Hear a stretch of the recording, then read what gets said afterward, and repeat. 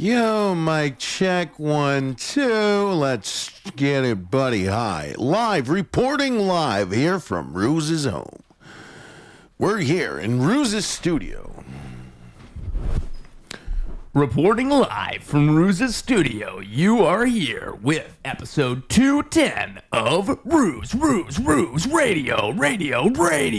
It's Ruse Radio in the morning.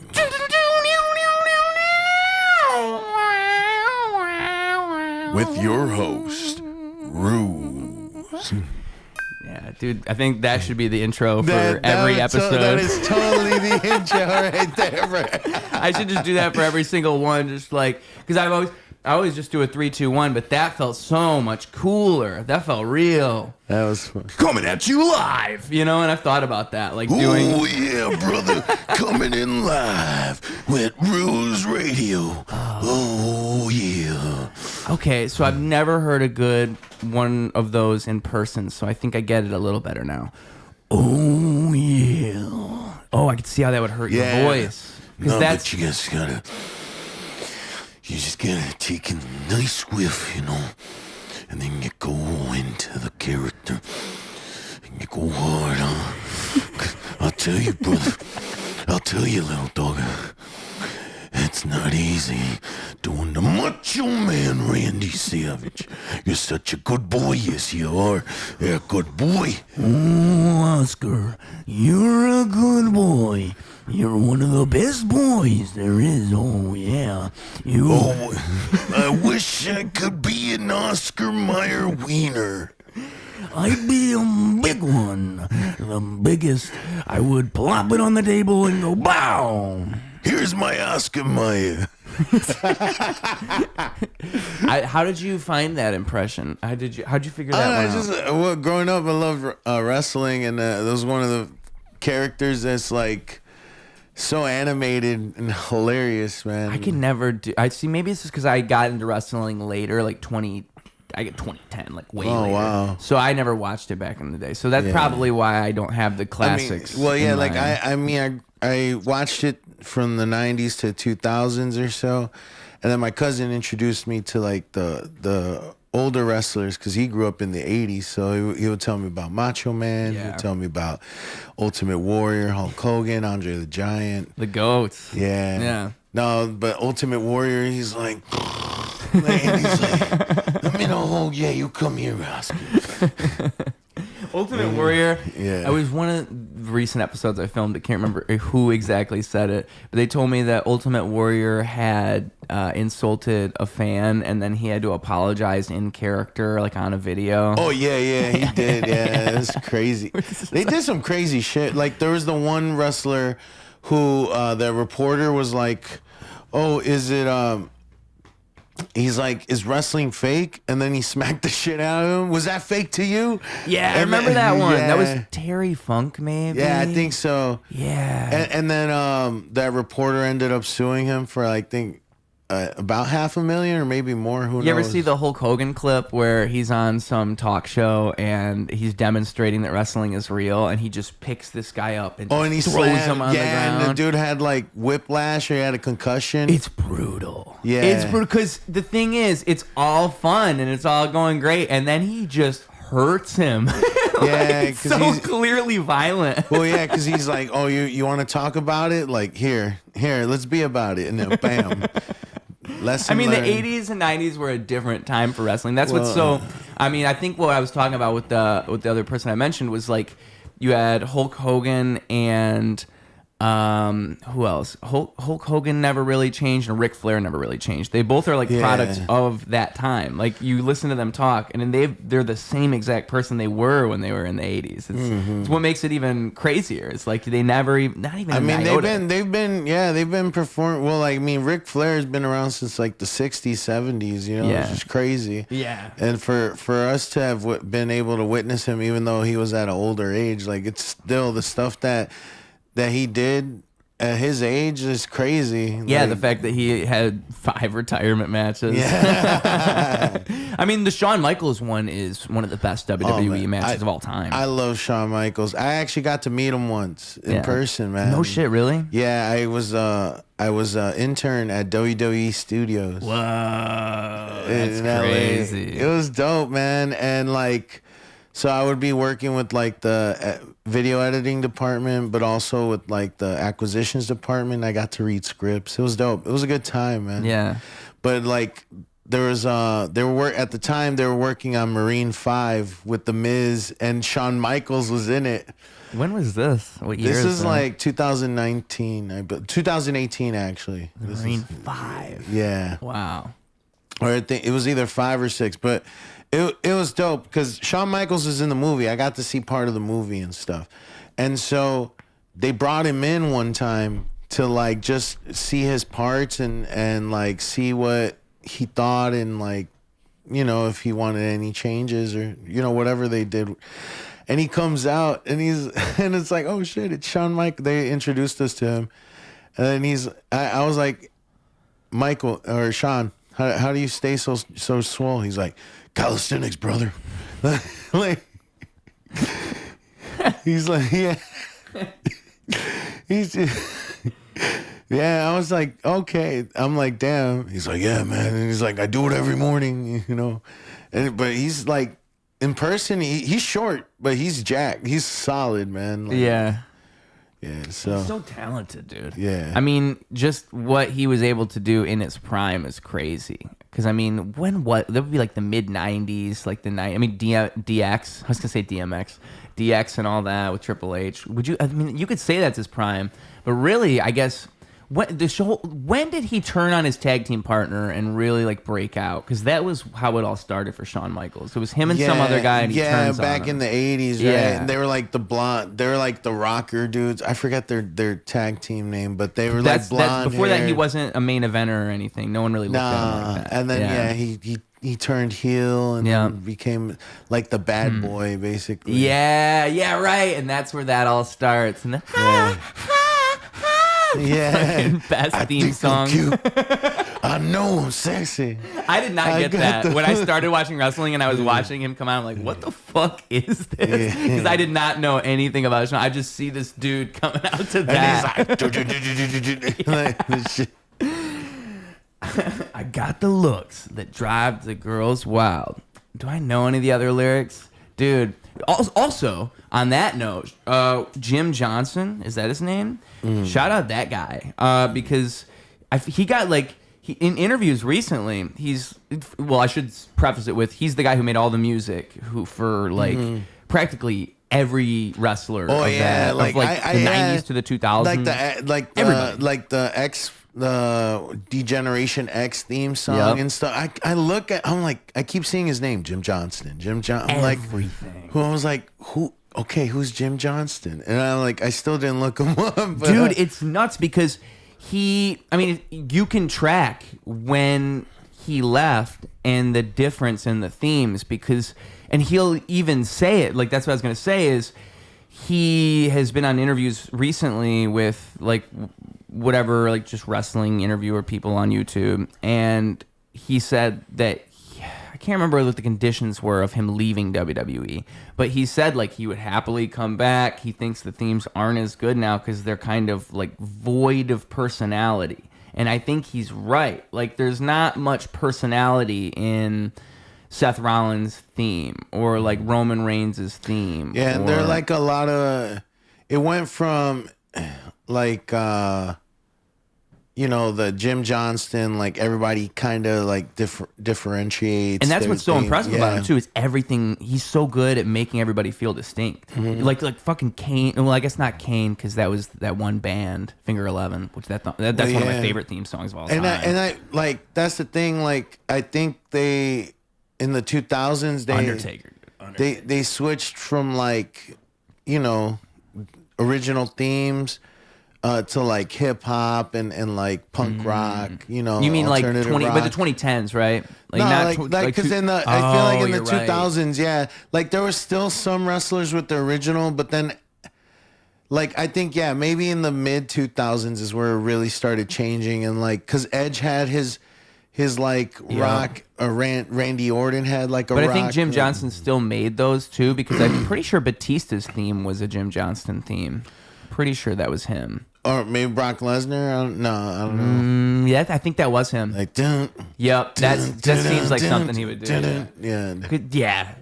Yeah, dude, Brock Lesnar. So many fucking good ones. Like, it's actually nuts if you look at all the themes this guy has made. Yeah. How many are just like unforgettable? It's kind of like a great movie score, like people who make the greatest composers of films, where it's you just go through their repertoire. It's so good. There's so much good shit. Yeah, like one of my favorites, man, Chris Benoit too. Even though the messed up story behind that, but like Voldemort, he who shall not be named. Yeah, basically, right.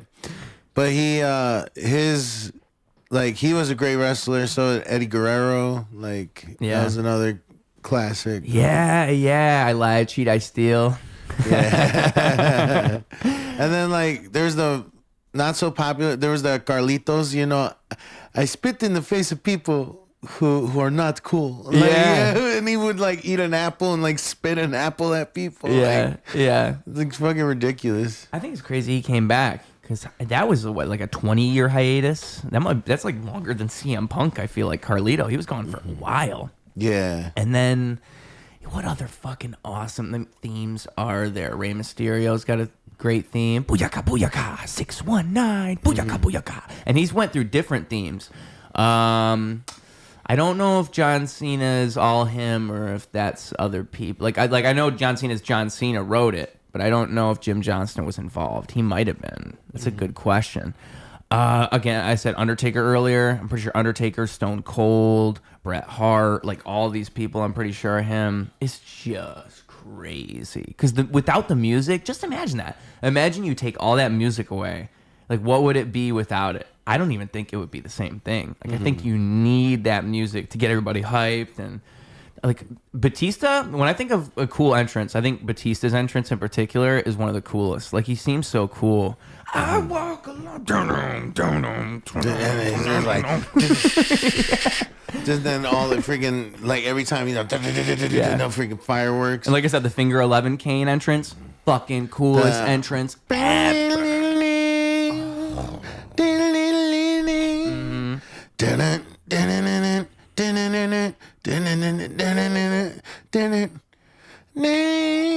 Yeah, I like this. How do the lyrics go? How does the song start? If I just remember the first line, I would remember so much of the song. I can't remember. Yeah, it's been a minute. I've been, I thought it was My just Chemical. the theme. Like I never heard it with the actual lyrics. Oh, really, dude? The one with the lyrics is like what I liked so much as a kid, because it was like I was like, holy shit, there's a whole ass song. Like, and it was just cool because I don't think Kane ever had a whole ass song that he came out to other than that. The Rock's theme. And I think about it, the fucking Rock. Holy shit, the Rock's theme. If you smile, do what the Rock do is cooking. Dun, dun, dun, dun. There was different ones. There was the original one. There was the Hollywood version one. Yup. And there, I think he had a newer version of it, but yeah, that was more like Glorious, or I don't know, like Gladiator type of sound theme. Well, when you talking about like the final boss, like his recent one, which I thought was a telling thing, right? Because what I'm talking about, like the best music they've had recently is just remixing the old music. Ones, yeah. That's the most memorable moments. And then like one of the most memorable ones, I was actually watching a video of this the other day. The glass breaking, you just hear the glass shatter, right? Yeah. You already know who's coming. Yeah, same thing with like a gong. It's crazy how they do that with like just one cue, and you know exactly it's what like, it means. Yeah. It's Stone, and then you got Jim Ross. Oh my God, it's Stone Cold. My God Almighty! Stone Cold Steve Austin. He's coming up. He's mad. Stunner. My favorite compilation of JR, I think, is him just like cursing all the moments he's cursed. He's like, that son of a bitch. When he curses, it's so. And And he looks like Hank Hill, bro.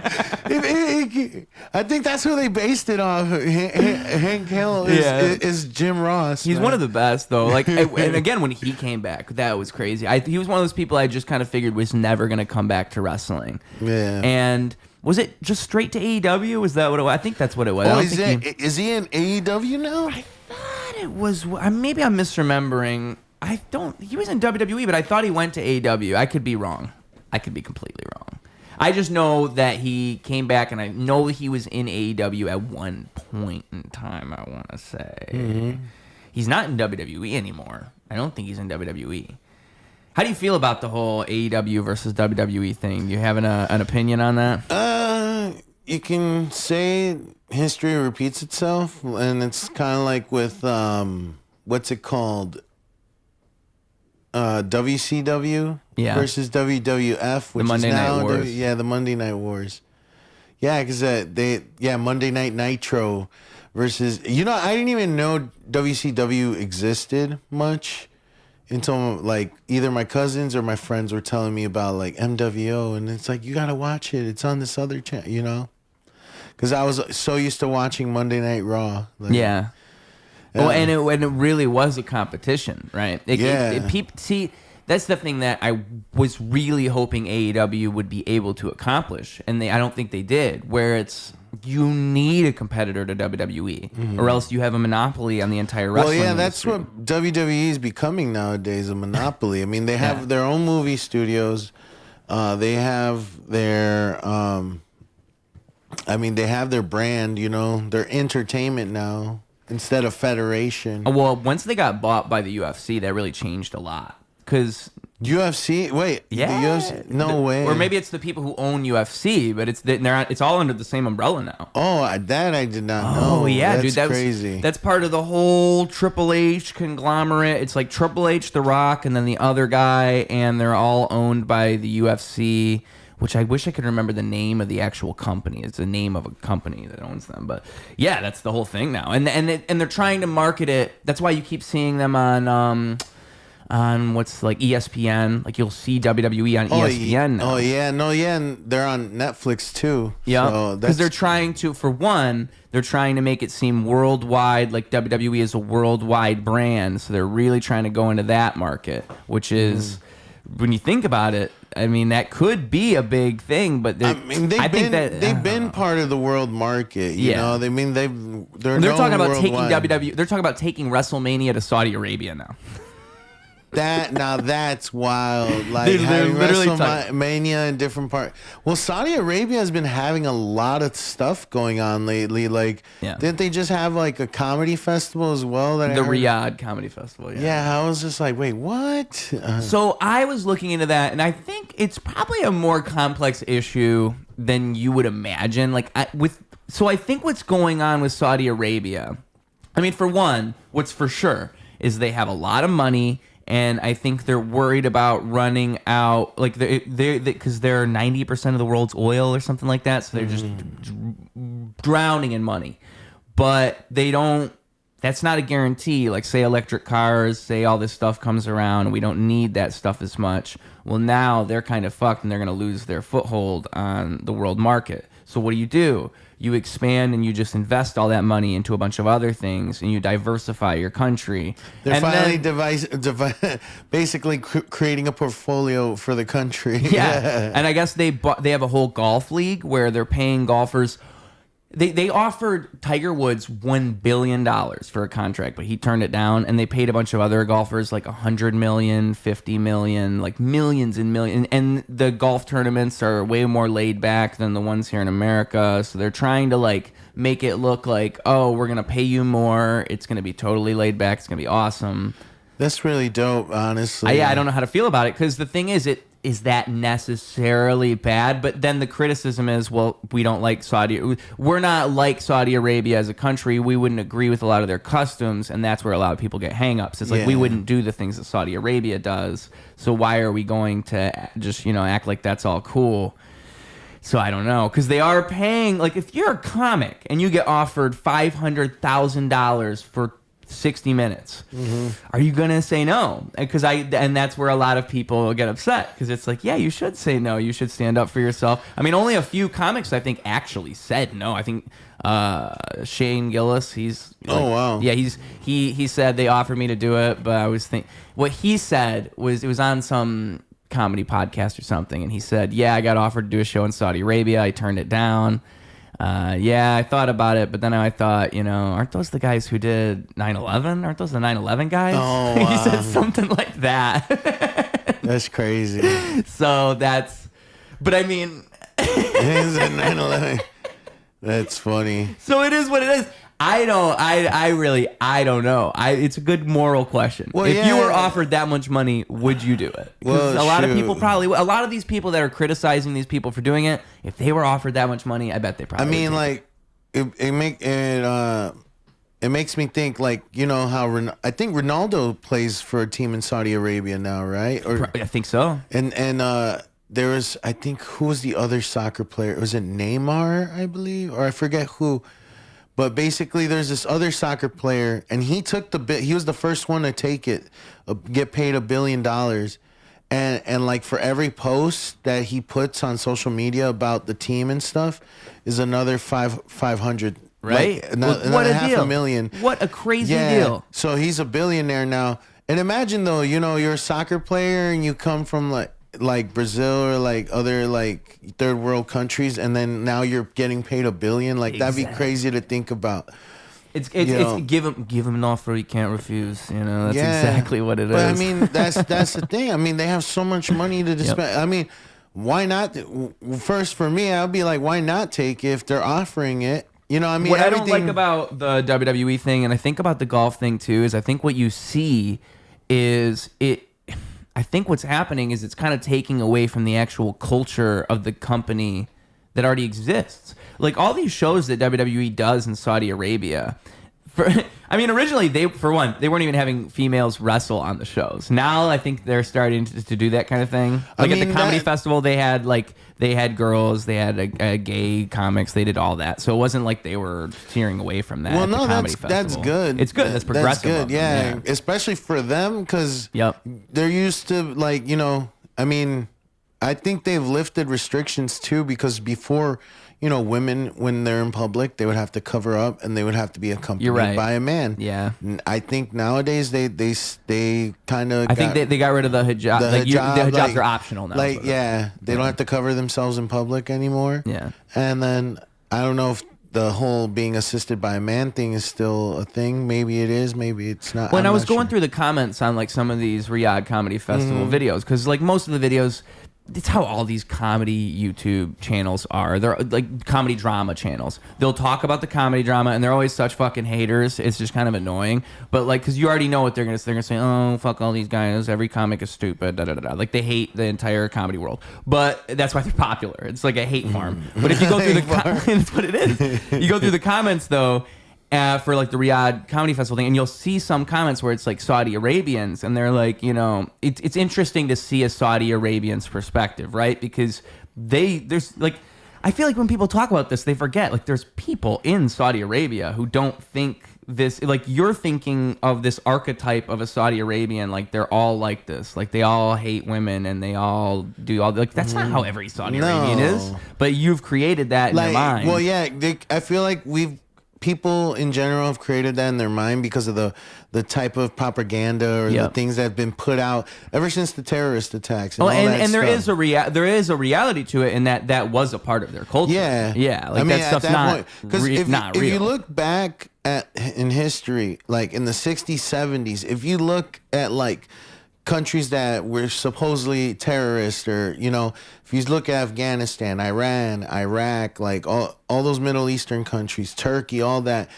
and like mostly like Muslim based countries, right? If you look at them back in the day, they didn't have like they had to wear the whole hijab and cover their face. No, like they took in American culture. They loved American culture, and they would wear like those pinup dresses. Women would wear like women would look like the way they do, not all covered up. Yeah. And it's crazy to think about how did it go from this to that?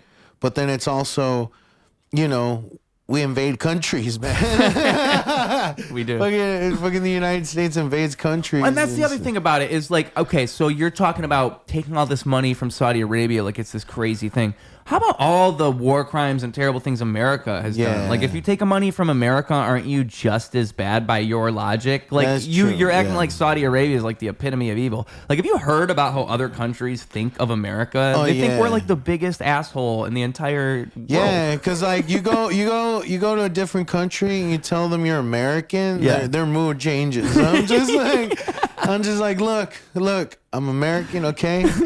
But I'm Mexican. Right. I'm Mexican. I'm American, but not in my heart. You see? Not in my heart. Like, I love America. Don't get me wrong. I live there. You know, it's my home. But this is who I am. I'm not like the ones you see on TV, okay? Yeah. And so, I mean, I just feel like it's this weird... I don't know. Well, back to, I guess, the WWE thing. It's just, I feel like what happens is you lose... Like, by sending WrestleMania off to other countries and Saudi Arabia and doing all of this,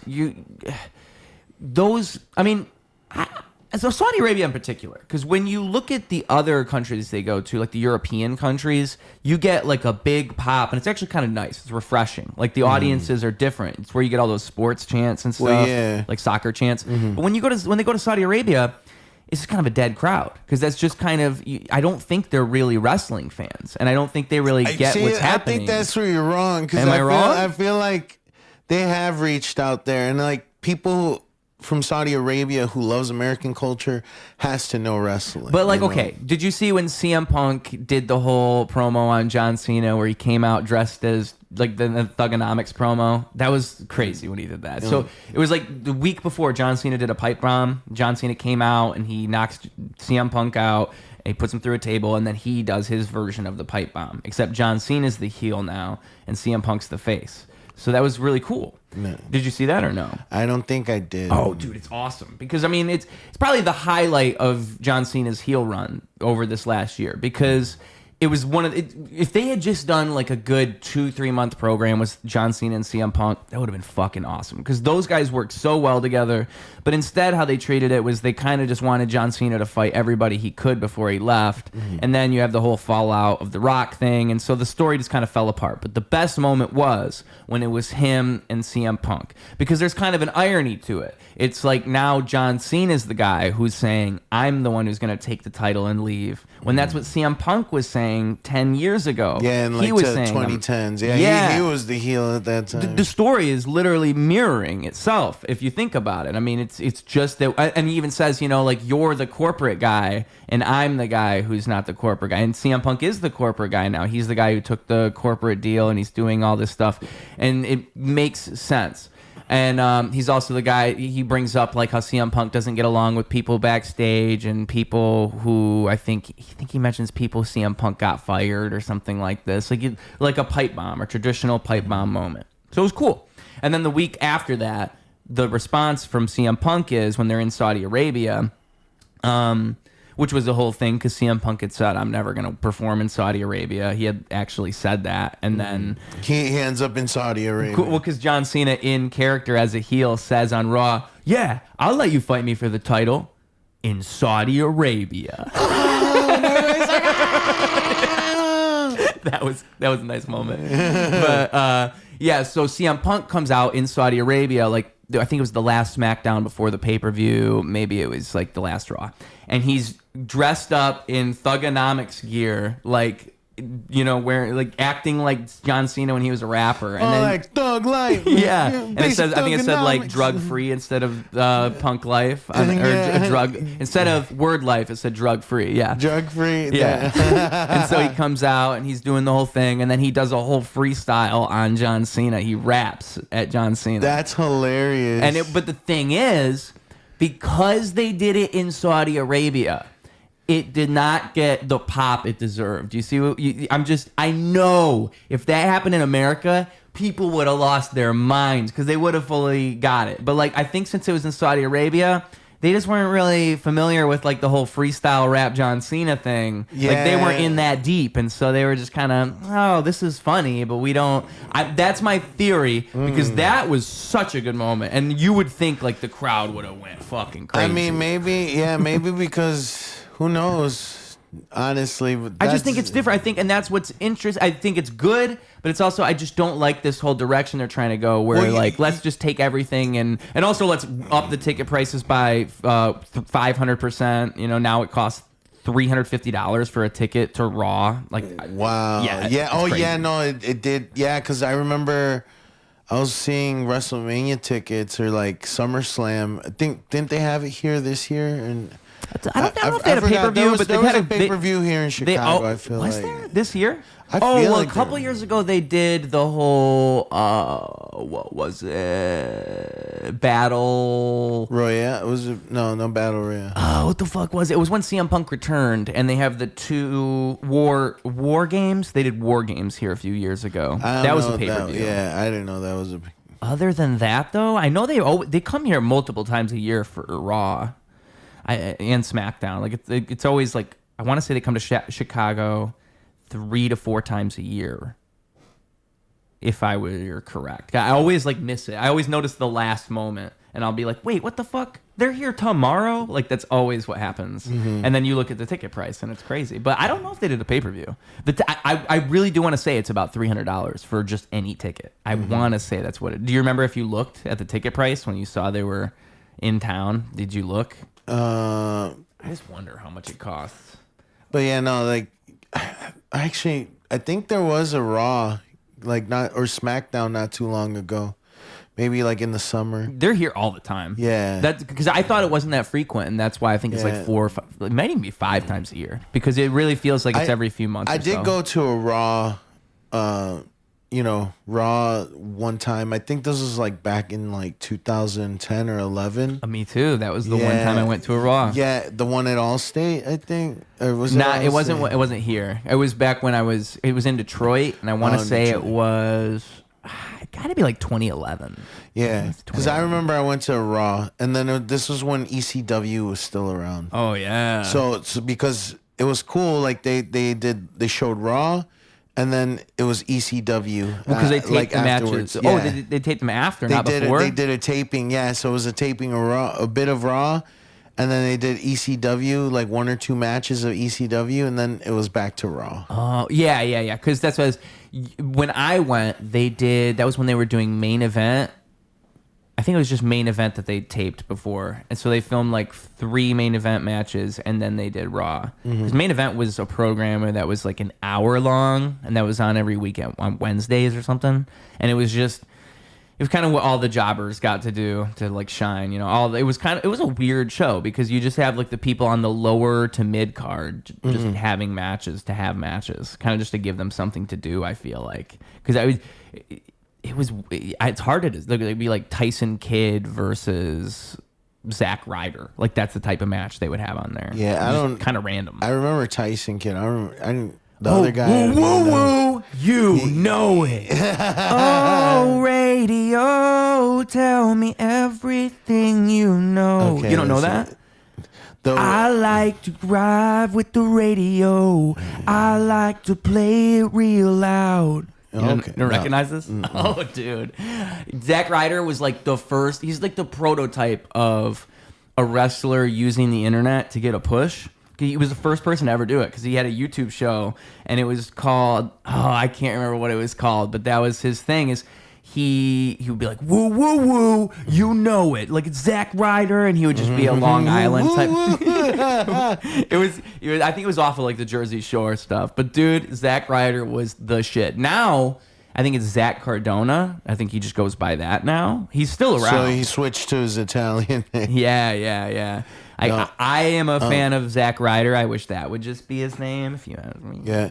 One of the wrestlers currently on WWE is a former football teammate of mine. Oh, really? Yeah. I forget what's his...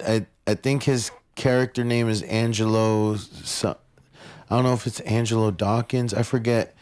But basically, like, he He's like one of the big tag team duos in WWE right now. Really? Yeah. You know what the tag team's called? Man, I would have to look it up. I wonder who it is. Let me see. I'll tell you right now. All right. Oh, radio, tell me everything you know. I'm gonna look up what that Zack Ryder's fucking show was called, because it's Long Island Zack Ryder.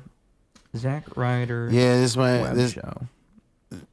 Yeah, this is my former friend and teammate. I haven't seen him in years, but oh shit. yeah, he goes by Angelo Dawkins. Dawkins. My friend Gary. What's the tag team called?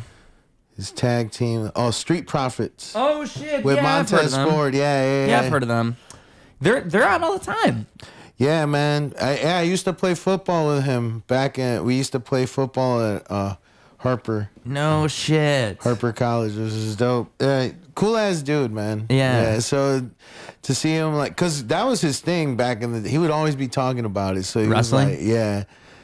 That's cool. I always think that when I see wrestlers is like, damn, what a commitment to like actually. I feel like every wrestler was a former athlete for sure. Like.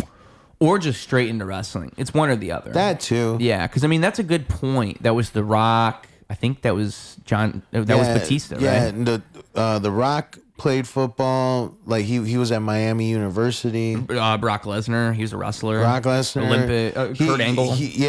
Kurt Angle is an Olympic wrestler. Brock Lesnar. I think he won the NCAA national title twice. Yeah, because Paul Heyman would always bring that up. He would always hype that. Yeah. But he did in Minnesota, University of Minnesota. And I mean, Brock Lesnar's a monster athlete. Yeah, dude, his daughter has his genes. Have you seen the photos of his daughter? Looks exactly like him, fucking like a female version of him, like buff, swole. Shit. But you definitely know that motherfucker has Viking blood in his lineage for sure. If Brock Lesnar had went into the UFC earlier, he probably would have been one of the best of all time. Oh, I mean, he still, and even he when still he is. did, he still was the best. He won. I just think because he was past his prime when he went there. Well, yeah, because wasn't he already in his mid-30s by the time he got in there? Yeah. Like that was after he had done so much in the WWE. He had done backflips, smashed all over all this shit. Like if he had went there before all that. Dude, like just the mileage on it would have been fucking crazy. And then Cain Velasquez too. Like, well, he wasn't a wrestler, but I saw the fight of Cain Velasquez versus Lesnar. Brock Lesnar. Man, that was a match. But like he was dominating at first against Cain Velasquez, but then Velasquez came and beat the shit out of him at the end. Yeah. Yeah, dude. Well, and that's the difference between WWE and UFC. I mean, CM Punk sadly had to learn that. I think I commend CM Punk for going over there. Yeah. But it's the truth of it is like it's really, really fucking hard. I mean, they're just two different things. And I would argue you can't really take most people from the UFC and put them in the WWE. No, either. like did you see the whole? This was like recent, maybe in the last few months. The Rampage Jackson's son. Oh no! You didn't hear about that? Rampage Jackson, he has basically a stream, or like sometimes he'll just post videos, of his vlogging and stuff. And one time he went to an event with his son, and then the wrestler fake smashed a can of beer on him, but like jokingly. But his son took it seriously, and then they brought his son on the wrestling show. I think it was either a local show or it was like a big one. But he literally picked up the guy, like not pile drive them, but like speared him into the floor, and then afterwards started wailing on him, like legitimately wailing on him. Had to be like 20 punches or so, and the wrestler looked dead. Like I thought he killed him. Like that's how brutal it was. Oh man. Yeah, and I don't know if he's still. Yeah. So how's it going for our boy? Yeah, then? I don't know if he's facing legal trouble now or not, but yeah, that shit was crazy when it happened. It was. Where was this? What did this happen on? Like, this happened. This had happened a few months ago. Just on a stream? Yeah, on a vlog. It was on a vlog. You know Rampage Jackson? Yeah, but I mean, like when you UFC say fighter? vlog, like, because I mean, a vlog and a stream would be like, I have my camera on and I'm just going, it's live to the universe. No. He uploaded a video. He uploaded a vlog. Yeah, it was a vlog. But he does have a stream at times too. Rampage Jackson. But I'm surprised he would upload that. But yeah, no, I mean, it was part of it, you know, part of his vlog. But I mean, it was witnessed in front of a shit ton of people. So, you know, there would still be repercussions either way. Yeah. You know? Damn. Yeah. What are you going to do? It would suck if your son assaulted somebody. You can't really stand behind your son at that point. No, at that point, I'd be like, look, like, I'll always love you, but you fucked up. Yeah. Like, I keep it real. Like, yeah, I feel like nowadays you got to keep it real with your kids, if you have kids. I think so. Well, I think you always have had to keep it real, but now more so than ever, because kids are so overexposed to everything. Well, yeah, and especially because I feel like, you know, growing up, sometimes you're lied to by your own parents and stuff. Well, and I think kids are smart. Kids are smarter than we realize. Yeah. So, and especially with all the technology and stuff nowadays, they're even smarter because they can just look something up. Yeah. You know, especially if you teach them how to use the internet or whatever.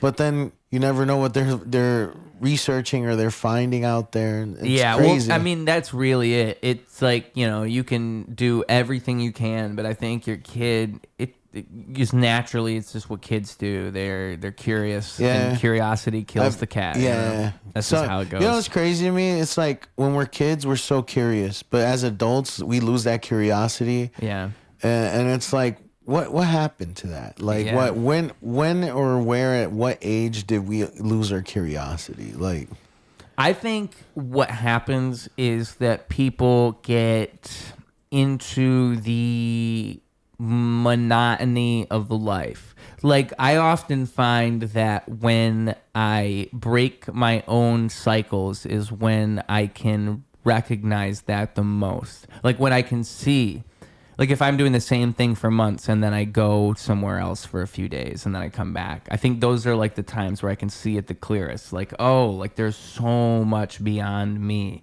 and I'm so used to living this, like you lose the novelty of things. You do the same thing all the time and it doesn't feel like it's as special anymore, even though it is. And everything is always just as special as it always was. Your brain convinces itself that, because you're always comparing shit and, oh, this is just like everything else and everything's the same. You know, I think that's what happens. I think we keep going through life. You know, the more and more you move through life, the more and more you just compare it. You always think of everything as just this. It's very easy to not recognize that things are unique, you know, and that they stand on their own, unless you force yourself into situations in which you do that. You know, you have to force yourself to do it. I think that's why I like watching movies and stuff like that. I think it makes me I feel like I'm broadening my horizons in this way. You know, I'm always like seeing something different. I think that's a good feeling to feel that. Well, yeah, especially with movies, like, you know, it always. I feel like it gives you more ideas and it kind of just, you build off of those ideas, and depending too, sometimes, you know, I feel like for me at least, like whenever I watch movies, it's like in a certain period of my life, and then the movie somehow weirdly relates. Right? Yeah, and it makes you think of like synchronicities, like, wow, it's like I was meant to see this. Like it just came along at the right time. Do you have an example of one of those where you just felt like you saw it at the right time?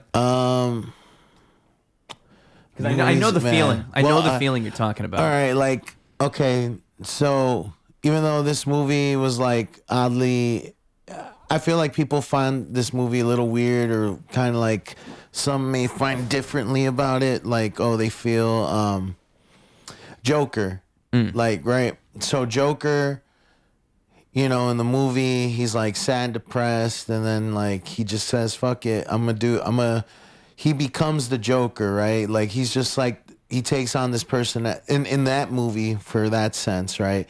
It's like, oh, I'm Joker now. I don't give a fuck. I lost all fucks for the world. Like, you know, I'm just gonna live my life and do me basically. But him doing him is just madness, craziness. I mean, if you've seen the movie, you know, he kills De Niro. But yeah, so in that time, I was living in my car in LA. So I was like, I would go to the movies often. The movies were my little getaway, right? Yeah. I had a AMC pass. Is that like what you pay monthly? Yeah, it was like at the time, I don't know how much it is now, but at the time it was like 20 or $25. Ooh. And you would pay it's like a monthly, you know, fee.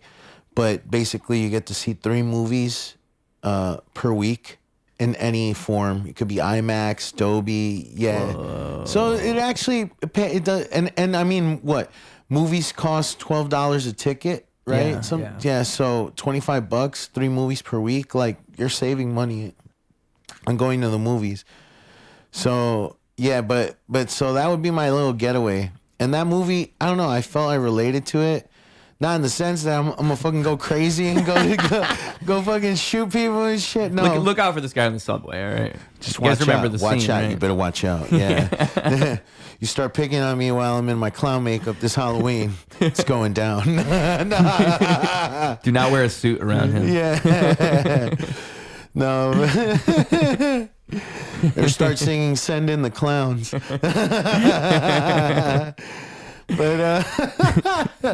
But yeah, so what I resonated with that movie at that time, I was like, fuck, like, you know, I feel down in the dumps. I feel stuck in this rut. And I mean, yeah, he fucking goes crazy in that movie. I'm like, I'm not going crazy, but like, I do need to take, you know, I have to own up to myself and, like, you know, just like take things by the hand. Like, I have to fucking push forward, because if I don't take control of my life, then what am I doing here, you know? Yeah.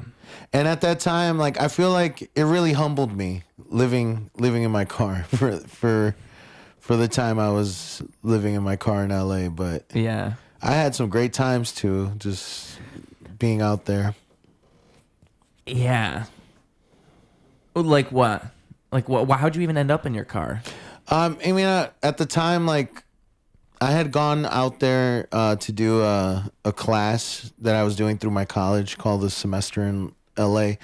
And it was really cool, very helpful, informative. That's how I got my internship with WWE. And I also had an internship at a local, like, kind of like our PBS here, like WTTW, but it was like the Long Beach version of it.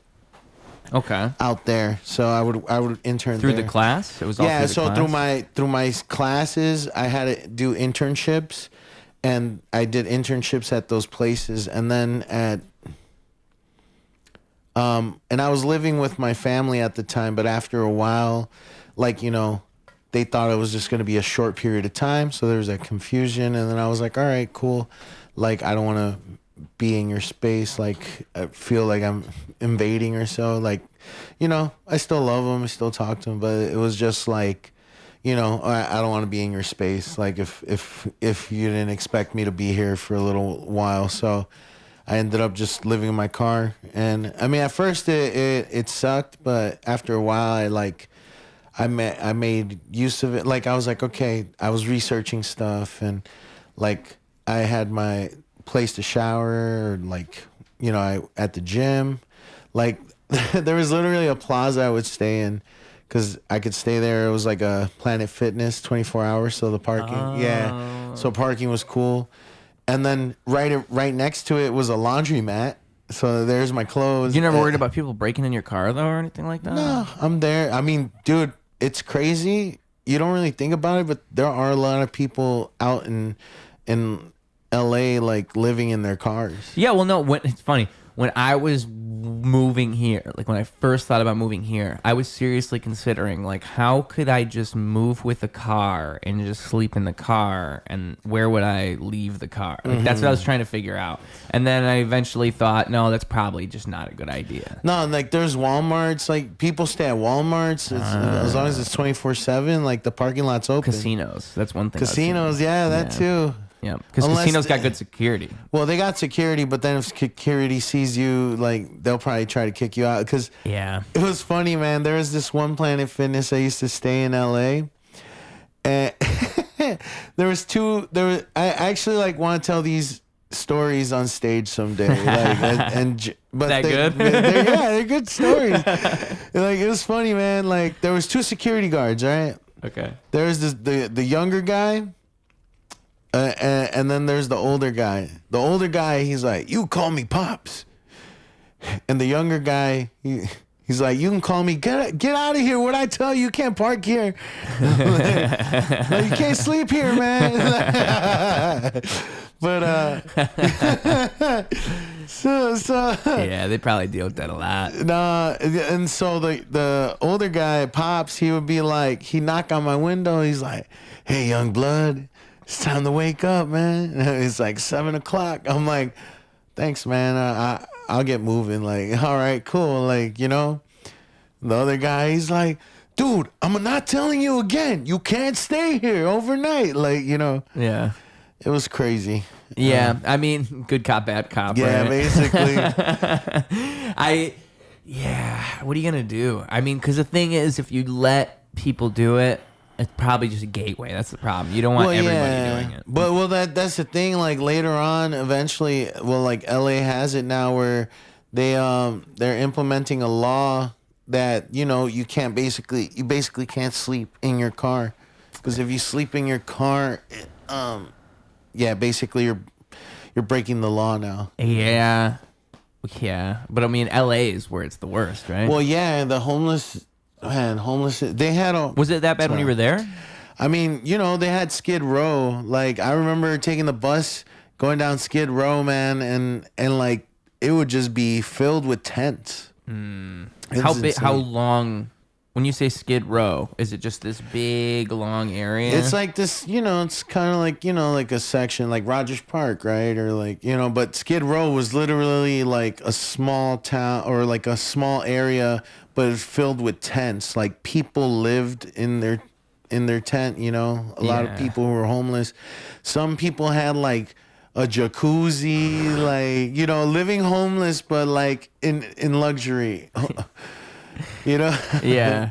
I mean, well, that's the thing about LA too, is there's a reason homeless people go there, because it's the paradise for a homeless person. Yeah. I mean, to put it bluntly, that's what it is. I mean, if you wanted to be homeless, or if you ever aspired to be homeless, where would you go? The perfect place would probably be Hawaii or LA. Those are probably the two best places. I mean, Hawaii, you're gonna have to cross waters, Yeah, so that'd be worse, because you don't have a giant landmass you're attached to. If the volcano erupts, you're fucked. So fucked.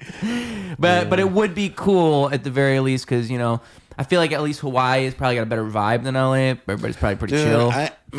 Speaking of Hawaii, I was thinking about going to Hawaii maybe in like around my birthday, because it'd be pretty dope. Dude, I was looking at ticket prices. Round trips like $400, which isn't bad at all. That's not so bad. Yeah, it's not bad at all. Like $400 to go see an island, beautiful island. I mean, Hawaii is one of those things I feel like everybody should probably experience once. Yeah, I really feel like that. I have never experienced it, but I think everybody should probably do it once, just because it's so. I don't know. Like it feels. I think it's because it's isolated. I think there's something about having this isolated little paradise out in the middle of the ocean, that's just got nice weather and it's got its own culture. It's really cool. Yeah. And I've been learning a little Hawaiian, because I started watching this show on Apple TV called Chief of War with Jason Momoa. Ooh. And it's really dope, because it's about the history of Hawaii, how it all became one, because the different islands like Maui, and they're all like different tribes or different sectors. And so Kamehameha, who's like the first king of Hawaii. Kamehameha. Basically, yeah. I was like, that's where they got it from. Kamehameha. You know, but yeah, Chief Kamehameha. He basically brought all the nations together of Hawaii, all the islands together. So, wow, and no that's shit. How Hawaii became one. And he was also the one that had done trade with like I think the British, and he got guns. When was this? Like the 1700s? This had to be this is the 1800s. Holy shit! Like so Hawaii was separate until then. Yeah. Whoa. That's weird to think about. Mm-hmm. And eventually, like, you know, people wanted to conquer Hawaii, so you know there's invaders, of course, and there's just a lot of history with that. And then the way that Hawaii became part of the United States is kind of fucked up because they basically forced them to sign over Hawaii. Well, it's like Japan. I bet it's like, because I bet Hawaii was just like Japan, where they wanted to maintain their independence. They're this island that's separate from everything. They're probably thinking, fuck everybody else. We just want to be our own thing. Mm-hmm. And then eventually us fucking whites come over and just ruin everything. It sounds like it's the same story. Because they were a monarchy. They were in the sense they were a monarchy, and they're like, we're not gonna have this.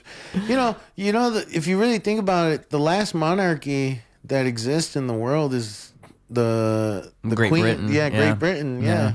Which is, that is crazy to think about, right? And to us, it seems so archaic now. Yeah, because Ethiopia, they had a monarchy, and then Haile Selassie was like Rastafarians. I like Rastafarian culture too. Yeah. It's really dope. I bet it is. But Haile Selassie, like, he was like one of the last monarchs, last kings of Ethiopia before it became like, you know, democracy or whatever it is right now, a republic. Yeah. Yeah. I feel like that. I mean, yeah. Hawaii had kings? Hawaii, yeah. Wow. King of Hawaii. Yeah, and the cool thing about the show too is that most of it they speak in Hawaiian. It's not in English. And it's just translated? Yeah. And there's certain parts where it's in English. And like I actually started learning Hawaiian because of it too. I'm on Duolingo now learning Hawaiian. Like, I mean, I know the basics. Aloha, mahalo, you know, I mean, yeah, I'm still learning, but I mean, there's got to be. I wonder on the scale of 1 to 10 how hard Hawaiian is. It sounds like an easier language to learn. If I had to guess, it's cool. It's just pronunciation sometimes, and then the spelling too, because it's Maui, Maui. That's how you spell Maui. Mm-hmm. I guess that one you could sound out. Kauai. Maui, Kauai. Hawaii. They got a lot of Hawaii, Hawaii, Hawaii, Hawaii. Like, they got so much of that. So many O's and I's in Hawaiian. They use a lot of vowels. They really like their vowels. Yeah. Something about them vowels they like. It's a Wheel of Fortune. Like, can I buy a vowel? Dude, if it was Hawaiian Wheel of Fortune, vowels are worth so much. Yeah. It's like, are you willing to, offer a can of Spam? I mean, Hawaiian seems like it's a very niche language to learn, though. You can only use it in one place. Yeah. Like, it's not like learning English. It's not like learning Spanish. It's not like learning, I don't know, even like Japanese. Mm-hmm. Hawaiian is a very, very specific language to learn. Yeah. It's almost like learning just one of those older languages for fun, because like you're only going to have one use case for this. Oh, yeah. And I mean, if you go to the island and use it, people will be like, oh, wow. Like, right. They probably like that a lot. Pretty dope. Yeah. Dude, fucking Hawaii burning is crazy. Did you see the videos of like what it looked like after it burned? Yeah, it was just great. Man. Yeah, all of Maui, and then the fucked up thing is like all the fresh water they're using for the resorts and not for the people. Like, yeah, it's fucked up. There's a lot of shit going on all over the U.S. that is not really talked about. Like right now, the big thing is ice. Yeah, everything. We keep it ice, but it's in. How do I put it, man? Because they are out there. I guess I feel like I've been blessed to not have crossed paths or been, interjected, but like yeah, and it seems as we speak here today, it seems like it becomes a more and more invasive thing. You know what I mean? Yeah. Like, because a month ago it didn't seem as bad. Like, my mom would call me and she'd be like, "Hey, you see any ICE people?" I'm like, "No, not really." But now I'm starting to see more and more stuff pop up where it's like, "Oh shit, I guess bro, they are." Like I around. was telling you the other day, like literally the church right down the street from where you're at. Yeah. They were right there. Yeah, and I didn't know. They were waiting for hours. Like a friend of mine told me that their parents were at that church and they were there like waiting with the people helping them out because it was crazy, man. I'm like, damn, it's really that bad. And now they're like, there's that video that recently where they were just like talking to this one girl, asking her like, "Oh, are you from this country? Are you from here?" Just because she looked Latina or Mexican, you know? Right. It's like they're starting to racially profile for no, you know? It's Right. it's fucked up. And you know, we were just talking about invading countries, right? Or that's what we do, America. Now we're invading our own country with our own states. Well, I think what's a bummer about it is that even if you're somebody who agreed with Trump's like sentiments when he was running, this isn't what he was running on. He was running on, we're only going to get rid of the people who are committing crimes that are causing problems. Like, and he did say, like, it was on Joe Rogan, like the 50 million view episode where he said, like, you know, what the media is going to do is they're going to get one time that we arrest a grandmother and they're going to run that, and that's going to be a big story. That was like what he said was going to happen, is that they're going to exaggerate the one time they make a mistake, and that's what the left's going to run with. But that's not what's happening, clearly. No. Clearly, instead, what's happening is we're just going for everybody, which is not the deal that anybody signed up for. Like, nobody, even the people who supported him didn't sign up for that. So that's what I think is the biggest. Well, yeah. Like, that's what's so crazy. It's that's just nobody asked for this. Nobody. Nobody. Like, yeah. and there's the whole difference between federal and state, right? Yeah. We have our state has its own rules, but yet it's like, okay, if we have our own rules, then, you know, we're going to follow our rules, you know? Right. But then there's the federal rules or federal laws, you know? Yeah. And then federal laws, for lack of a better word, Trump. Trump, basically. City laws. That's how it always, like it always goes up to the federal. It's like how weed always was. It's like the states can legalize it, but ultimately, if you wanted to get arrested, you could, because of the federal fact that it's illegal. I don't know. I think they've changed that. I don't think weed is still illegal federally, but it might be. Actually, I think it is. No, weed is still illegal federally. Yeah, which is like, what? But yeah, it is. it's legal here, but not in the country. If the federal government, for some reason, wanted to get you on weed, they could, no matter. Yeah, they could like you remember, like when dispensaries started opening. Yeah. When the first few in Colorado, and then they started doing raids on them because federally. They're still illegally. It was either Cheech or Chong, but he was like big involved in all that. He had, because he had, they put him in jail for bongs. Yep. Yeah. Bongs. Like, that's all it was, because of drug paraphernalia. Like, the fuck? But I mean, so that's the problem, is now you see like the left-leaning Chicago government going against the federal government, and you don't want that to escalate. Well, yeah, and there's Jay, you know, even though he's a billionaire and like some of the stuff I haven't agreed with JP, but the fact that he is protecting the state is pretty dope. And I mean, supposedly, you never know, but he might run for president in the next election, because it seems like he's been kind of campaigning for that in a bit.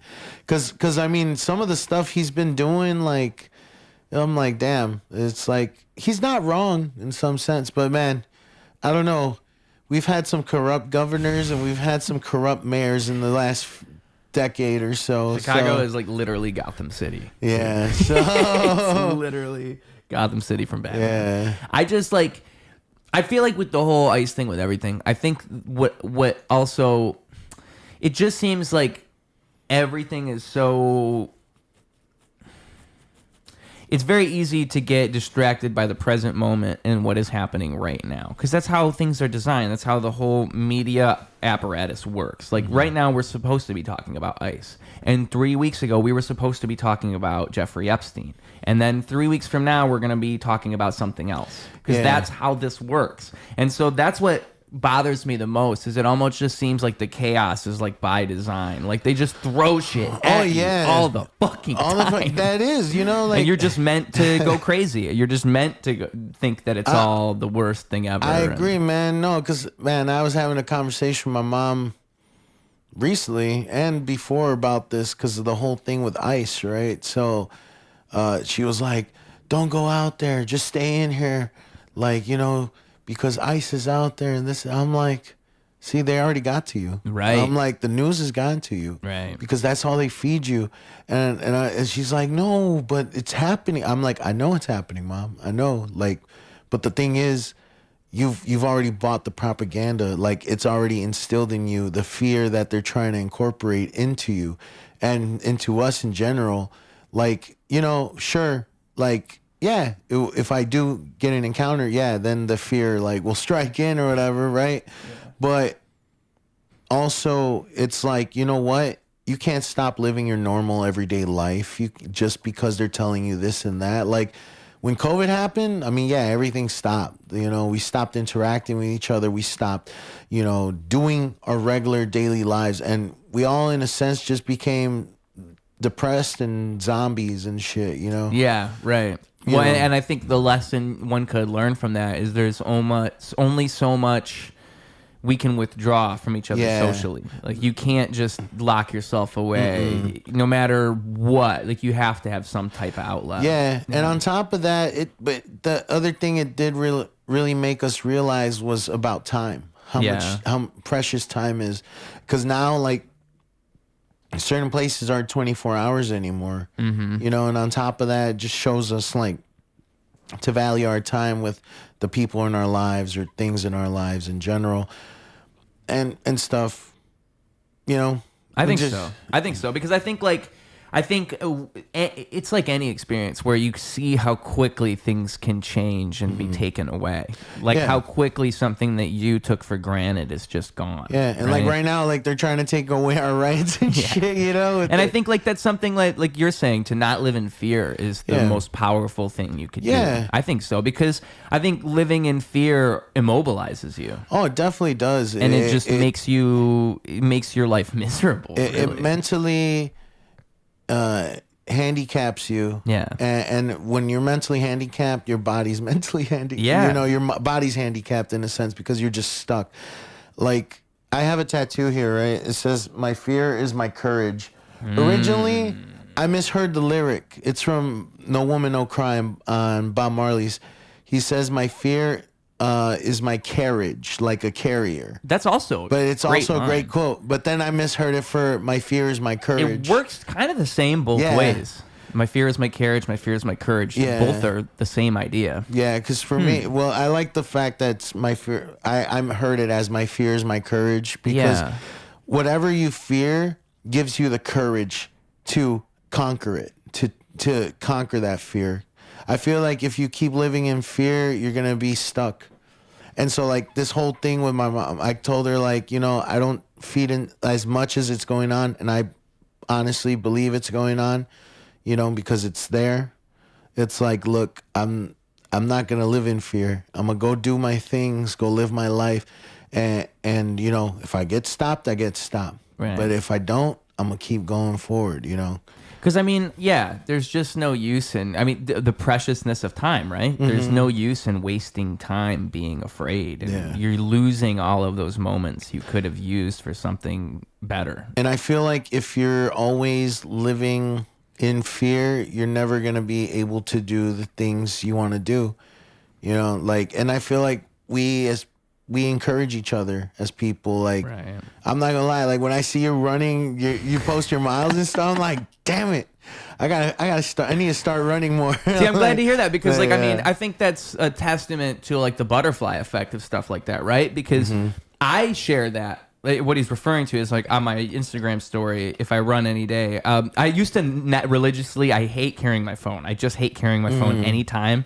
But I'm such a nerd that I just like to see the number of how far I ran. I want to see it. It's like being on a treadmill. I want to look at it and see it and have proof. Yeah. And so because of that, I will carry my phone and track myself as I run. Because of that, I'll do it. But otherwise, I think that thing is giving me 5G cancer. Right? yeah, like, you know, so, like, have you ever had that feeling like you feel like your phone's buzzing, right? But then you don't have a phone in your pocket. And you're like, wait, what the fuck? My thighs just fucking shaking for.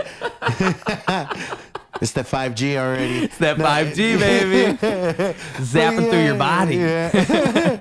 But anyway, yeah, so I'm glad to hear that because, yeah, I just posted just because I like to have it there to know that I did it. There's the proof. Boom. Yeah. Also, I can keep track. I can see every single day I did this. And so, in my mind, if it means anything to anybody else, that's like a byproduct of it. Just like if I make a song, like I'm making a song for me because I like to do it and I want to make something and I want to create the best thing I can. And then if it means anything to you, that's the best thing it could possibly do, but it's a byproduct. It's not like what I was originally doing. I was originally doing this. And I think that's what is so beautiful about everything is that it's not really about what you did. It's about what it means to other people, right? Because that's cool to hear is like, I think if you do the right things and if you follow the right path, you naturally inspire people to do that same thing. They see you doing it, and there's an inherent truth within it. They're like, oh, he's doing it. He's doing it. I can do it. And I think that's why it's so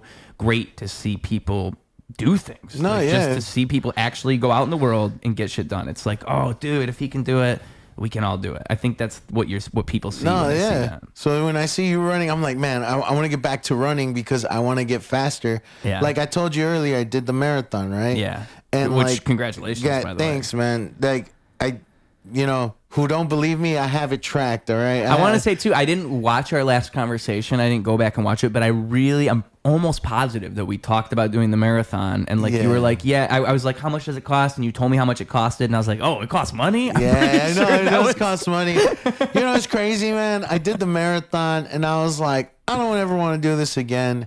And I just registered, signed up again for next year. So we'll see what happens with that. A couple days after the pain. Well, I did it with a charity this last time, but this time I just want to do it on my own because I don't get me wrong. I love helping others, but raising the money was tough. I'm not gonna lie. It is $300. How much is it? You have to raise, or how much do you have to pay? I raised $2,100. Holy shit! Yeah. Whoa. And so and some of it I had to pay out of pocket because I didn't reach my goal. But you know what? I still, for me, I'm donating to a cause. I'm helping somebody else. So and I went. It was for Shriners, right? Shriners Hospital that I went to. I did the running for. Shout out Jamie Shriner. That's her hospital. Yeah. And what's it called? They showed us the facility, and I was like, wow.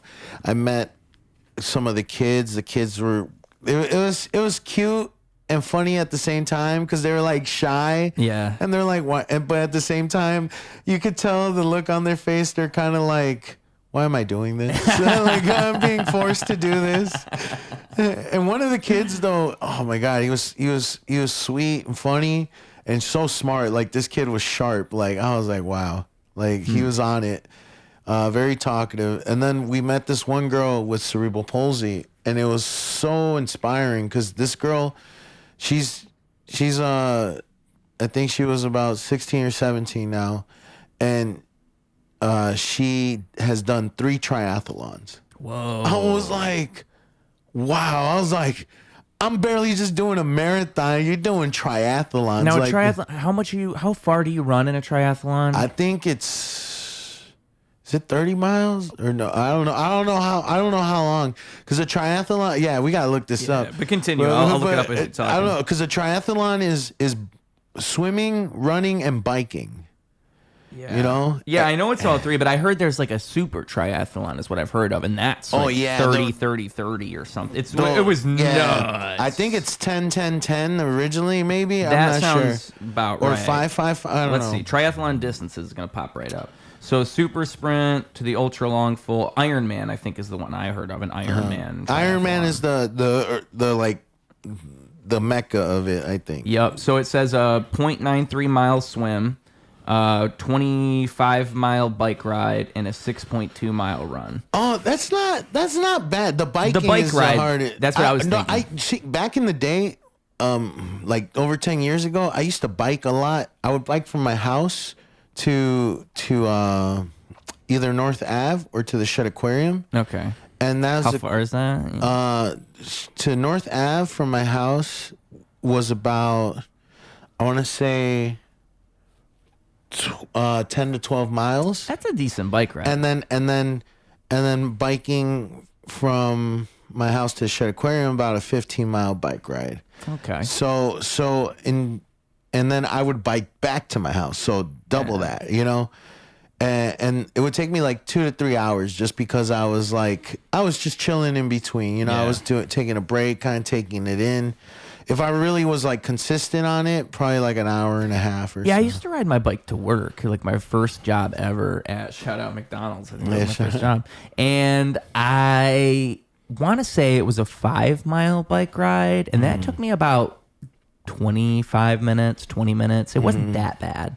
Yeah, maybe 30 minutes. Honestly, I don't with think biking, it feels freeing. It's fun, man. I enjoy it, and especially got a good bike. Oh yeah, definitely. If you have a shitty bike, it's kind of bad. But if you have a decent bike, it feels great. Like the last bike I had was just one of those cruiser bikes, but those have the hardest gear because it's like heavy, right? So I liked it because it was a good leg workout on top of like getting conditioning and stuff with the biking, and but it was cool, man. And the girl, she was actually, I had asked her, I was like, hey, out of all the 3, you know, things that you do, what's your favorite? And she was like, biking. Funny enough, we're talking about biking, and she said biking because it's the most freeing she feels. I think I like running more than biking. If I had to pick between those 3, I really love running. I love running so much. I can't quite explain it. Like, I think at a certain point while I'm running, I just kind of forget what I'm doing, and that's what's nice about it. Like, you just kind of can lose yourself in it quite easy. I find it to be a meditative exercise, whereas I guess biking you could do the same, but it just doesn't strike me the same way. I love biking though.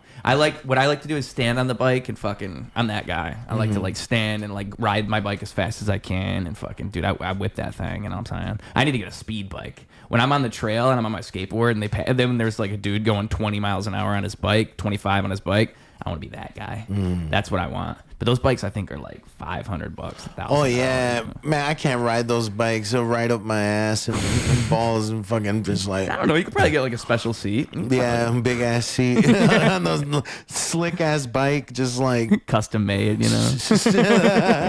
You probably could. You could probably get like a nice ass cushion for a bike. I bet you could, just custom seat. Dude, I bought this one bike seat. That had, like, cause you know how normally the bike seats are like this, and then they have the tip area. Yeah. I bought one that was like basically half the seat, no tip area. Oh. That way, you know, it's like a flat, kind of like a rectangle. Yeah, kind of like a rectangle, but with cushion. It was kind of round, you know, for your butt. Yeah. But it was comfy because you know the middle section rides up. For us, at least, you know, it rides up your balls. Oh, and it wouldn't be doing that. It's like sitting on a swing. That. Yeah. Oh, wow. Yeah, so it was comfy, and it was cushioned too. So never thought about gel that. cushion too, so it was nice. Why are bikes shaped like that? That's a good. Who made the bike ride up the ass? And because that's like the standard, and I think what you're saying makes a lot of sense to me. Yeah, right now. No, because like that shit rides. You know, it's crazy. I feel like. I don't know. Maybe the biker Neil Armstrong, was it Neil? Maybe they're freaks. I don't know. Maybe they're freaky and they're into that. I don't know. Maybe they're into it. Lance Armstrong. Maybe that gives. I think Neil Armstrong went to space and Lance Armstrong. Lance Armstrong. There you go. Lance Armstrong. Lance Armstrong. I got my Armstrongs confused, man. No, but Lance Armstrong. Yeah, like he had testicular cancer. Was it maybe because that seat was riding up his balls the whole time? You know. Solid theory. Yeah. Solid. Let's look at biker statistics. Yeah. Let's see what's going on. Biker statistics. of testicular cancer. Like, why is there a rise into? I think about it. Motorcycles are more comfortable because they kind of just are one big seat. Yeah, they're not and it's like wide. That. I mean, yeah, it's for you to fit on. So who the fuck thought that bikes should be like this? I want to talk to the guy who made bikes. The first bike, I want to see what the prototype looks like. That's what I want to go look at. This is why we need a producer for this show, because this is the moment where we'd both be staring at the screen. You didn't even put it on, like, on the screen. I could, but the problem is I'd have to... There's a proper way to do it. You'd have to screen record, and then you'd have to do that. And I just don't have the mind to do all this. I could... You know what? Maybe one day Ruse Radio will upgrade, and we'll throw the TV help into you the with production. It, man. We can think so? We can work things out. I think it's meant to be, because like the thing is, that's the ideal vision for this show, is like you have a third person who just kind of is silent and just clicks. There's a reason Joe Rogan has a Jamie, okay? Yeah, and I want a Jamie. I want somebody who's good at looking things up. That's the hard part, is you got to get somebody who's like actually can do it. It's like, oh yeah. Yeah, I want a little click clacker, man. I want somebody who knows. And get like the click clacking keyboard and like stuff. say that you just randomly bring up like, oh yeah, me and Shawn did this skit, da da da da, and by the time you're done, that motherfucker already got the thing up. Yeah, that would be pretty dope. Also, problem is we both have to have headphones, because like we could pull up clips, but then we both have to have headphones. No, that I would like to get that at some point. Like, and it's the proper way to do it. Hell yeah, man. And then we had the show last Friday on the 17th. Black and brown paint the town. Yeah, me and Shawn, before we did like all of that, we had the podcast that we started called Black and Brown Paint the Town. Oh, that was the name of your podcast. Yeah, and we were, but I was like, let's make it a show, and then he's always like, let's change it to the peanut butter chocolate remix. I'm like, that's cool, but I don't know. I think our original name is better, I don't know. What do you think? I think Bruce? Black and Brown Paint the Town is better than Peanut Butter Chocolate Remix. You heard it, Shawn. I'm going to show you this clip later, man. And I don't think Peanut Butter Chocolate Remix is bad. I just think Black and Brown Paint the Town, as a rapper, it has a ring to it. Yeah. And that's a big thing you need for a show. You need something that just sounds like... It has to sound like a thing. I have to be like, what does that mean? And I feel like it's got a weird allure to it. Yeah. What would be the acronym? BB... BBPT. Wait. Yeah, BBPTT. The is not included. Oh, okay. So Black and Brown... Brown Paint Town. Yeah. That's it, yeah. Black and Brown Paint Town. So BBPT, which is another nice ring to it. Well, yo, we here at the BBPT. You know what I'm saying? Yeah, man. Me and Shawn will have conversations on there, and we'll have How many have you filmed? We have 8 episodes, and they're on Spotify and stuff. But man, the last time we filmed one was like during the pandemic, was like 2021 and stuff. But yeah, it's been like almost 4 years or little over 4 years since we've recorded. But yeah, we had like an interesting one where we did a Valentine's Day one where we're talking about how like Valentine's Day started, like, back in the day, like you would smack women that you wanted with a dead animal in order to demonstrate that your love and whatever. It was like, what the fuck is this shit? We've gone from smacking women with dead animals to giving them roses. Yeah. That's how you know we're going the right way. Yeah. Something's good. But yeah, man. But yeah, we're gonna have random topics, but yeah, that's how we got the whole concept with it. And then we just like conversated about like we want music, we want sketches, like, and stuff. So I thought it was a great time, man. Like, and you killed it. Tim killed it. Like, both of y'all together, just a fucking riot, man. Y'all are epic. Yeah. I also shout out to Stephen Black, Chris Forte. Mm-hmm. We had Uzi Acosta. Yes, Uzi Acosta. We had Khalil. And Khalil. Yeah. There was one more, yes? It was Cecilia. Cecilia was supposed to be there, but car troubles, and it sucked, man. But I'm definitely bringing her on for the next one for sure. Like, cause she's great. She's hilarious. She's got her productions, Corny. Yeah. Corny Comedy Club. Yep. Yeah. So. And I think like I think a comedy show, the best you can hope for is literally just for a good time. I think as long as everything goes smoothly, it's a good time. It's good. I mean, there's really honestly, nothing. that was like one of the funnest shows I've done in the last 5-6 months. I mean, I've done a lot, like producing wise, like I mean, show wise, like it was a fun show. It was great, and like it was just. You had to be there. It was like one of those, you had to be there. And that's the other thing, right? I think that's how you know a show is good, is if you get that sense of like you had to be there. Like there's just, when you feel like you've captured something and you've got a little something, that's what's great. I mean, when do you plan on doing the next one? Definitely. I already just booked the date back at Surge. So I want to... Yeah, we're gonna have a show on the 13th of December. Hell yeah! We're gonna have a Christmas themed show. Right now, me and Shawn are actually working on you've seen the Coconut Cruise movie? Yes. Yeah, you came. Yeah. And the Coconut Cruise Christmas special is coming soon. Yes. So we're working on that right now, and I'm excited about it. So what we're planning to do is having a Christmas show with some comedy, music, and then we want to show the short film of it.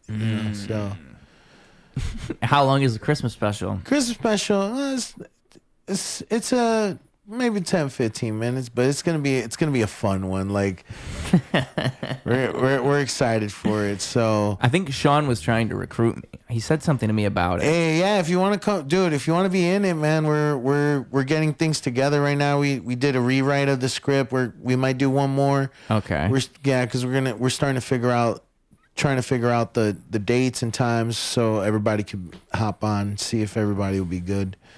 I would love to be a part of it. I misspoke. I had not seen the original Coconut Cruise. Oh, okay. I haven't had the opportunity. I have to show you. I do have my laptop with me. I can airdrop it to you. It's about close to an hour. It's the fit. Like this is so that I'm considering it the original cut because I am gonna do a re-edit. Because I showed people and like, I mean the sound is getting worked on. Manvi has been doing the sound for me, he does phenomenal work with Manvi sound. here. We got Manvi here. I love Manvi, bro. But he's how would you say, reduxing the sound. Yeah. He's basically doing the sound mix for it, Remastering. Yeah, to clean it up. Because like with movies, like sometimes you have spots where it's like lower with sound or higher, it just all depends. So, and I might get I did not get a colorist for the movie. Oh, really? So I colored it myself, but I did most of the stuff myself, which that's where I'm like, I need to do the re-edit again, just because to shorten it a little. And I feel like there were some parts that were prolonged that I was like, it's not necessary. Because I've showed it to people, got some feedback. So there's certain things that people are like, oh, I like this scene, but maybe this part. So, yeah.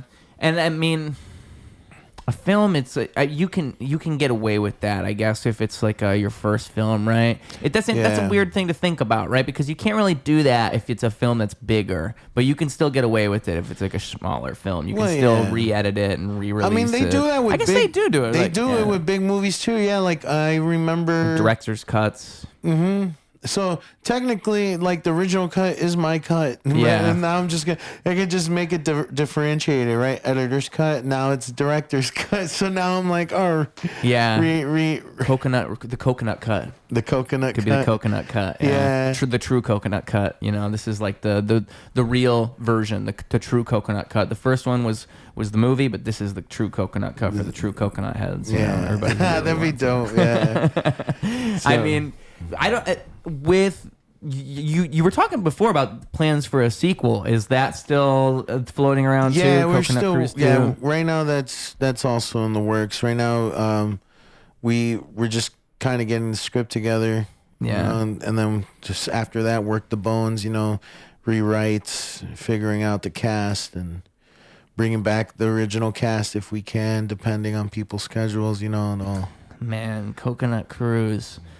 And there's no other movies. There's no other films that you guys have thought about throwing together. Coconut Cruise is the baby. It's Coconut Cruise right now, is one of them. I have a couple that I'm still in my head, but I need to start writing. Yeah, and then the high TV skits too. The high TV skits are we have a bunch in the vault right now that we're working on. So they're gonna be coming out soon on our page and on YouTube, TikTok, Instagram. So, yeah, we're starting to put more things out there. Man, I mean, I'm always thinking with any show, like, how the fuck do I convince people to come? You've produced a lot of shows. Mm-hmm. What do you think is the way to do it? Like, what's your method for getting people to actually show up to a show? For me, well, I mean, people in the community know me, and I've gotten to network, connect with others, and I've seen other people perform, and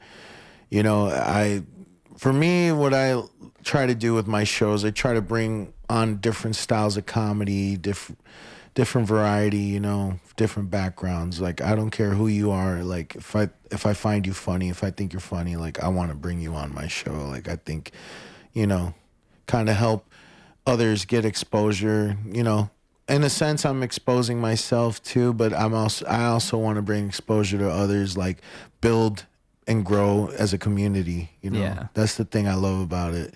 Yeah. And it's just, I mean, at the same time too, it's just, with producing, you gotta pay, and so I make sure that my comedians get something, out of it as well. And so it's kind of the building upon itself of that, like producing a bunch of shows and having people come out and having people get paid and having a different variety. I think all that stuff. Yeah. That stuff's the stuff that gets people to come back. Yeah. Yeah, because that's what I've been trying to figure out, is that exactly. Because I think that's really how any successful show, I mean, of course, it's having a good show, but it's also getting people to show up in the first place. Well, yeah. Like, how do you get people in the door? I heard someone once say, like, she would be at open mics and she would be anywhere and she would just go up to everybody and say, like, oh, if you liked what you just saw, I have a show I put together once a month. See, that's smart. Like if, because like sometimes open mics, it's mostly comics. There are certain places that, you'll actually have a legit crowd, which are like regular bar goers or like people who actually want to see some fresh faces of comedy, Yeah.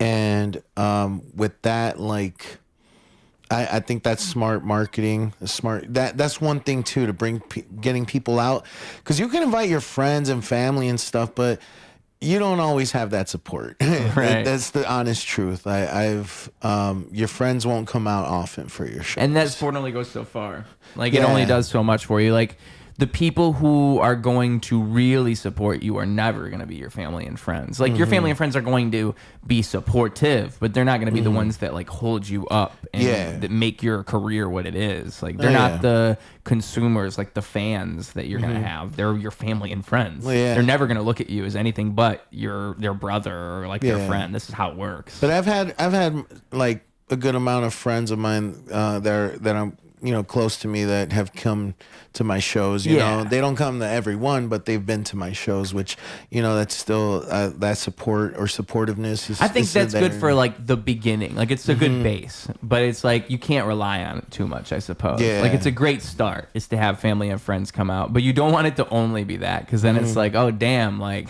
unless I convince my friends to come, nobody's here. Because that's, again, like, that's that puzzle. It's like, how do you get the random guy who has nothing to do on Thursday to come rather than just your buddy? And like, man, I've had this year, I've learned a lot as a comedian and a producer. There's always going to be ups and downs, and then there's certain seasons where it doesn't sell as much as other seasons, right? Yeah. Especially in the summer, because like everybody wants to be outside in the sunshine. Yeah, summer is a drought for comedy. Yeah. But like, I had 2 shows that I produced in the summer, and they were all right. They did somewhat okay, but not the best. But I remember in the first show that I hosted, we only had a crowd of like 10 people, and we still put on the show, of course. There was 2 people in the audience that basically saw it on like Eventbrite, right? Yep. And came out, and I was like, oh, thank you for coming. Like, this is awesome. Like that you came out because of Eventbrite and all this stuff. And they were so supportive. They were so kind. Like, they were like, oh, they were like, yeah, we thought it was great. You guys are hilarious, this and that. Like, and just to see 2 random people that you don't know, like, really enjoy the show, that made my day. Like, I mean, the other people were like some family members and friends, so that was nice too that they came. But like when 2 complete strangers that, you know, I don't have anything to do on a Friday night, like I'll get a 2-for-1 ticket, to go see this comedy show and then end up enjoying it. Like, that's fucking dope. Yeah, and I think that's I think that's really what you're aiming for with any show. I feel like, because you really want people to come out and like just anybody random, and that's, you know, they just find you through that random event. Like, that's the best thing is just they don't know anything about you. They just show up and they enjoy the show rather than they come in with like the expectation of being your friend and all this. Yeah. I think there's something nice about like the spontaneity of that. And I think that's like why these comedy venues can easily do that, because they have a notoriety. So you don't really need to have an allure other than it's Laugh Factory, it's Zanies, it's this. You are going to get that casual audience. Yeah. Because that's the hard part, again, is like getting... Eventbrite is a miracle for that, for exposing that to people. And did you promote it, or you just happened to... I did promote it on Eventbrite, and I did, you know, I would push it, had posters and stuff, but... I mean, you know, it's hard. Marketing is hard. Like, you know, sometimes you'll get a good crowd, sometimes you won't. And either way, it's fun. Yeah, like, I remember my first show I produced at the beginning of the year was the Coconut Cruise themed show. And I had co-produced it with my friend Laz Patillo. And me and Laz, like, it was fun, man. That was such a great show. We sold out. You know, he had brought some of his people, some of my people came, a bunch of people came, which was awesome. We put on a great show, and then we showed the movie afterwards. Was that at Surge as well? Or no? Yeah, in February we did that in Surge. That was at Surge. I think Ron Bloom was there. Tim was there, right? That was the one in Bug House. Oh, that was Theater. Bug House. Did you go to that I one? didn't make it to that, no. But I remember that one. Yeah. That was, I want to say, the second screening of the movie. That Maybe was the first. That was the first. Well, we had a private screening in November. Yep. But yeah, this is the first time we publicly screened it, and I mean, people enjoyed it. The only thing was the issue was the sound, and then Manvi offered to work on the sound after that one, and he's done a great job on it. Just right now, since I'm doing the re-edit, I'm like, all right, we're gonna, like, if it's cool if we can hold off here. He's like, yeah, it's fine. He's like, just let me know whenever you want to bring it back. Okay. But yeah, overall, yeah, man, producing and stuff, like, that was a great show. It sold out. Second show did pretty well. The third show broke even, and it was like small crowd, which was it was all right, but ended up, like, by the time the movie came on, there was only like 2 people watching, and the couple was so nice, but they actually had some good laughs and stuff. Like, so as long as they were entertained, that was awesome. And yeah, man. And then I stopped producing for a while. Just did mostly shows. Hit the road. Went out to Cali, St. Louis. I went to New York. I auditioned for the amateur night at the Apollo. In New York? Yeah, because they posted, they were hosting auditions, and I was like, and it was like, you can submit online or you can be in person, and I was like, you know what? Forget online, because I'm just gonna get lost in a bunch of other, like, submissions. I rather go and actually auditioned, and I did. I ended up being number 12 out of 250 people. Wow. So yeah, and then that same night, I ended up going on stage at the Comedy Cellar, right, and performing a joke. Yeah. That was awesome. I don't know. I think you put on Instagram, you're officially a Cellar comic. Yeah, I guess, right? Yeah. Sold out the crowd. Yeah. No, it was dope, man, because I went up after Kieran Killigan who performs with Andrew Dice Clay. If you know, no shit, right? You know him, and then Michael Che. Yeah, Michael Che. Who the fuck is that guy? Who's that guy? Yeah, and I was like, no way. I'm performing after like these, big known like comics and stuff. That's what's so crazy about the comedy world, right? Is the interconnectedness of it. I mean, you're like 2 opportunities away from opening for fucking Michael Che. Like that is how it works. And it was dope, man, because like I was just there by myself, like and then Artie, he goes by Artie. I forget his last name, Fukua, I think, or something like that. Okay. He's like worked with Tracy Morgan and other big comics. Like, really great guy. He was joking around, right? He's like, who's from out of town? I'm like, over here. And he's like, where you from, man? Chicago. Oh, he's like, the Midwest. He's like, you look like you're from Chicago, you big motherfucker. And he's like, come on stage. I run up and he's like, whoa. He's like, what are you, a cop? Like, and he's joking with me on stage. Gets me a free shot. I got the shot. When he comes and checks up on me, he's like, hey, did you get your shot? Everything good? I'm like, yeah. I'm like, by the way, I'm a Chicago comic. He's like, oh, really? I'm like, yeah. He's like, all right. He's like, we'll talk in a bit. So he brought me back on stage, told him that I was going to tell a joke. Okay. And then after that the third time, that's when I went up and told my joke. Oh, wow. And so it wasn't like a booked opportunity. It's just you happened to be I just happened to be at the right place at the right time. And as they say, closed mouths don't get fed. So when I told him I was a comic from Chicago, like I feel like that's what transpired, me going up there. And that was at the Cellar. Mm-hmm. And that's like the second time that's happened to you. Yeah. Dude. What the fuck? That, it's crazy. So that Rene... That doesn't even make sense. Yeah, I know. The Rene thing. Like to say, closed mouths don't get fed, right? Then the Rene, you bringing that up. Reminds me of the Rene thing. It is kind of the same exact situation where they point you out in the crowd and you just happen crazy, to be there. Do you believe in manifestation? I think so. Yeah. So, I think that the reality you believe in is the reality you will see. And speaking on making that reality you will see, that's what happened. Yeah. Like I swear to you, I saw that Rene was coming. I'm a fan of Rene. And so I looked it up. He had a show, the 9:00 show at the Vic Theater. This is back December last year of 2024, December 15th or 16th, I believe. But yeah. So anyways, when I bought the ticket, I think it was like a week or two prior, I saw front row. It was only like $60 with tax. I was like, that's cheap. I'll buy it, whatever. I bought single seat front row. And I was like, I'm going to get on that stage. I don't know why. I just have a weird feeling. I'm going to be on that stage. And if I do, these are the jokes I'm going to tell.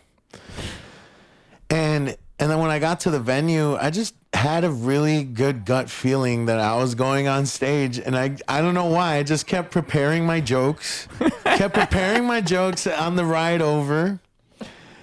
And then when it got to the show, when the show started, the host joked around with me. Like, because first he was talking about how he had just got his film into, I think, the Toronto Film Festival, which is huge, Oh shit, yeah. Yeah, so I was like, oh yeah. And I was like, I'm a filmmaker too. He's like, oh really? You make movies too? Yeah. And then somebody behind me yells, he makes pornos. He's like, oh, and then that's what transpired the whole thing, man. Cause he was like, whoa, man. He's like, I ain't gay, bro. Like, I'm flattered, but I was like, no, I ain't gay, dude. And then he's like, and then they kept poking at me. Like, his brother Arturo Vaca came out and he was like, oh, I'm not like the gay guy over there. And then his little brother came out, his youngest brother. His youngest brother was like bombing after a while. He was like, he asked me my name. I'm like, I'm Andres. He's like, that name's gay, whatever. And then he after just became the gay porn star. Yeah. And then after that, basically, man, it's like I'm a celebrity within like a room full of other celebrities. So funny. Just fuck that guy in particular, and it's you.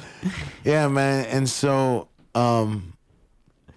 it was dope, man. And so after that, he was bombing, and so Rene comes out. And then Renee's like, "Hey man, like that'd be cool." And then if you watch the video where he goes like, "Who looks funny to you?" He points back at me. Right. And then Rene comes up and asks me, "Hey, what's your name?" I'm Andres. He's like, "Oh, that's a strong ass name. Like different like, you know, way of saying it. Went from being gay to a strong ass name." Like, yeah. And it was dope. The energy shifted. You can feel it in the room too, but it makes more sense to the clip too. Like, who looks funny to you, and you were already the butt of the joke. Yeah, I was that already whole the butt of time. the joke. Yeah, yeah. And so that's when I, you know, in the video, I'm like, oh, I'm a teacher by day, comedian at night, because I do the open mics and stuff.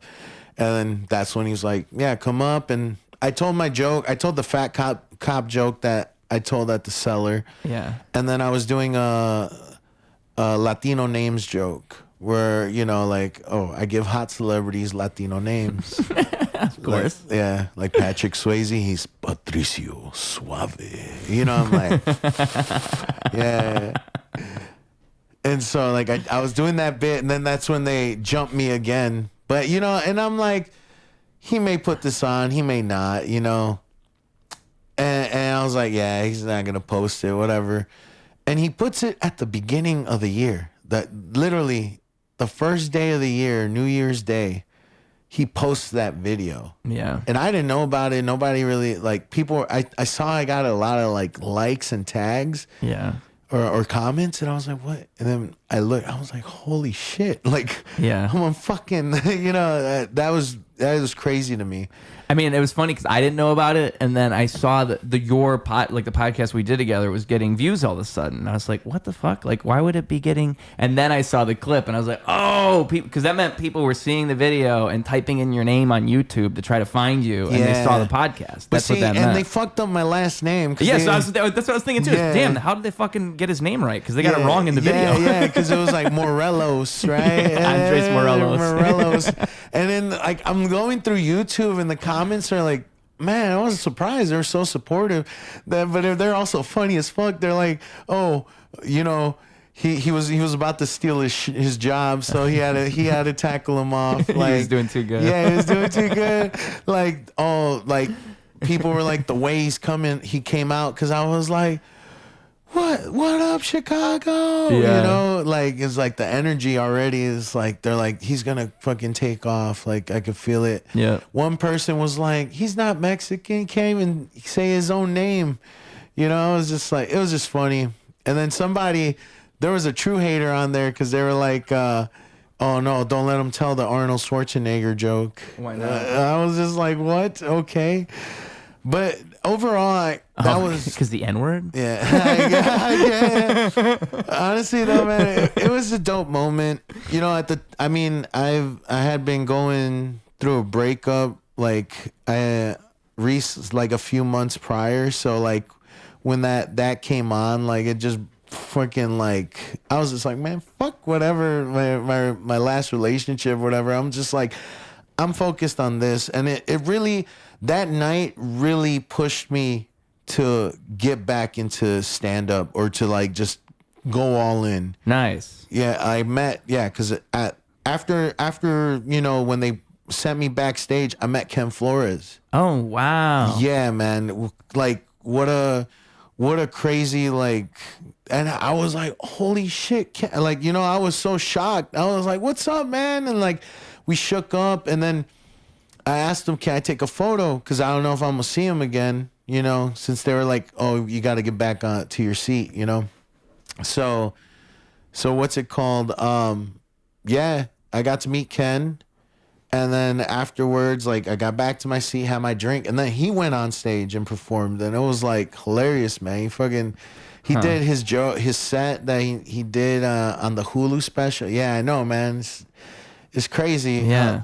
And then, like, I waited in line to take a photo with them, and I was just talking to Ken, and like it was just cool to like, you know, I don't know, like I felt like a shift in my mood and my energy, and like it really pushed me to like keep going in comedy. And like, I mean, I've been doing that like in the last 10 months. I've produced shows, I've been on shows, I've traveled to do other shows like in different parts of the country, and it's just been kind of a great journey so far, and like I want to keep growing that. Yeah, and like, you know, if things were to happen for a reason, then that would be the ultimate reason, right? To push you back into that, to remind you why you do it in the first place. Yeah. And honestly, meeting Ken that day really like pushed, because he was like, just keep doing it, bro. He's like, I was there too, like doing the open mics. I've done this scene here in Chicago, and he's like in LA, and he's like, you just gotta keep doing it, keep pushing forward, like, you know, don't stop. And then, you know, I asked him like, you know, can we hang out one day? He's like, yeah, just hit me up on Instagram. And I would say what's up or whatever, but you know, and then unfortunately, you know, he passed, which it sucked, man. But yeah, and he was one of the recently like the best examples of like a comic from Chicago who was really making it. Yeah, because I mean there's only a couple of them. To be exact. Yeah, you know, they don't actually not, but yeah, he's a Chicago comic, and he's from Aurora, cool dude, man. And it's just like when comics come to Chicago and they're not in Chicago at all, they're like an hour out, but it says Chicago on the poster. He will rep it, you know, where he's from. He's like, because he's like, that's where I'm from, like, so. Yeah. I mean, fucking Peyton Ruddy now. Have you seen how popular he's getting? Who? Peyton Ruddy. He's from Chicago. He just went to Austin, and he's like fucking performing at the Mothership with Rogan and all these big ass like Ron. He opened for Ron White, and then he opened for somebody else just recently. What? Dude, it's crazy. That's crazy. If you go to his Instagram, you can see like, because he was here like a year ago, and then when he went to Austin, his career's like been taking off. Well, yeah, no, Austin. Because, man, I did a show in San Antonio in July. And, one of the comics that I met out there, he goes by Bill. Great name. Yeah. He's a really great dude. And he was just on what's it called? Kill Tony. Yeah, and his sketch blew up. There was this other comic I met, Sarah Sloan. She's funny too. And she had a clip that blew up on Kill Tony because she could neigh like a horse. Yeah, basically. Yeah, but she doesn't like that sounded like Scooby Doo right there. But she I gotta see her. I gotta see this woman. I gotta understand her methods. Maybe I can pull it off. Yeah. Maybe she could teach me the way. Teach you the way. Nah, I'm good at animal sound. Yeah, that's actually a really good cat. Thank you. And she got a golden ticket, so she can go on the thing whenever now, which is dope. You know, another Jessica Misitano. She's out there too. I think, and Peyton, by the way, him too. He was on Kill Tony right before he moved out there. He had a nice appearance on Kill Tony, and that led to him moving. I think once you hit. If you get selected or you get clipped on Kill Tony, like, and it does well, especially if it does well, because I mean, it's crazy how much of a platform that show has become. I mean, Austin is like a victim of its own success in this way, because I think it's kind of gotten.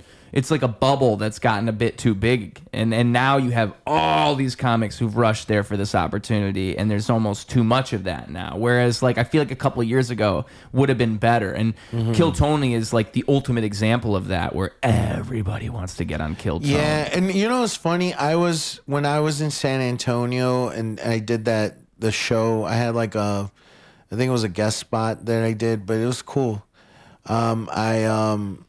Yeah, when I did it in San Antonio, I was debating on like, man, should I just stay an extra day or two to be on Kill Tony, like drive up there? But I was like, nah, I have to go back to work. Yeah. But yeah, no, and I don't know, with your manifestation skills, you could have just gotten on that stage. Yeah, I could have gotten on that stage, right?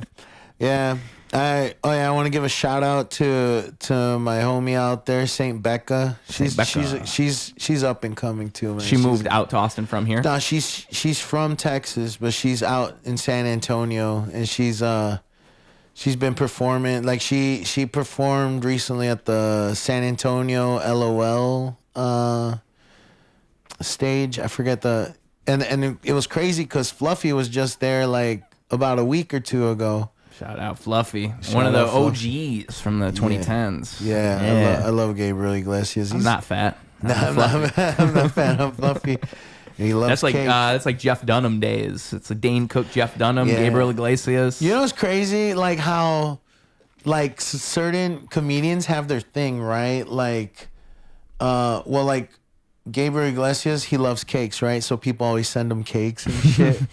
I'm trying to think of what other like comedians have certain things that they like. Oh, there's plenty, I'm sure. Things that they like, that comedians like. Dane Cook, younger women. He always does date younger girls. That's a funny thing about Dane Cook. He like college girls. For the record, college girls. And he's actually higher up in the dating pool than Leonardo DiCaprio, if we're talking records. I want to say that Leo keeps it 18 to 21. Dane is more in like the 20 to 25 range. Okay. I mean, yeah. If we're talking statistics. You're talking Dane Cook? I think so, yeah. But I'm thinking like comics and preferences. What else would a comic... I know what you mean. You mean like a specific item that they always say that they like, and so they get sent it a lot.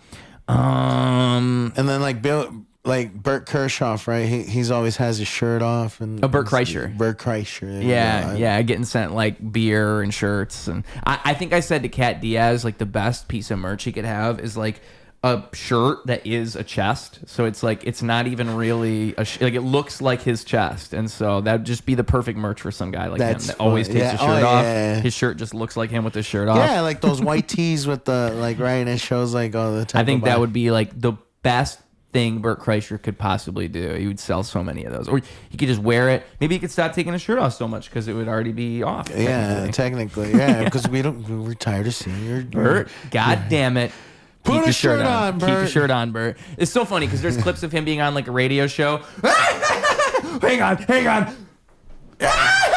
Like fucking dude, Bert Kreischer. Bert Kreischer's like the one friend that you take to the party and you have to apologize after. You have to be like, I told him not to do that, but he did it anyway. But that's just his thing, you know? That's just Bert. Oh, dude, Bert Kreischer. Again, with those internet hate farm channels, they hate Bert Kreischer.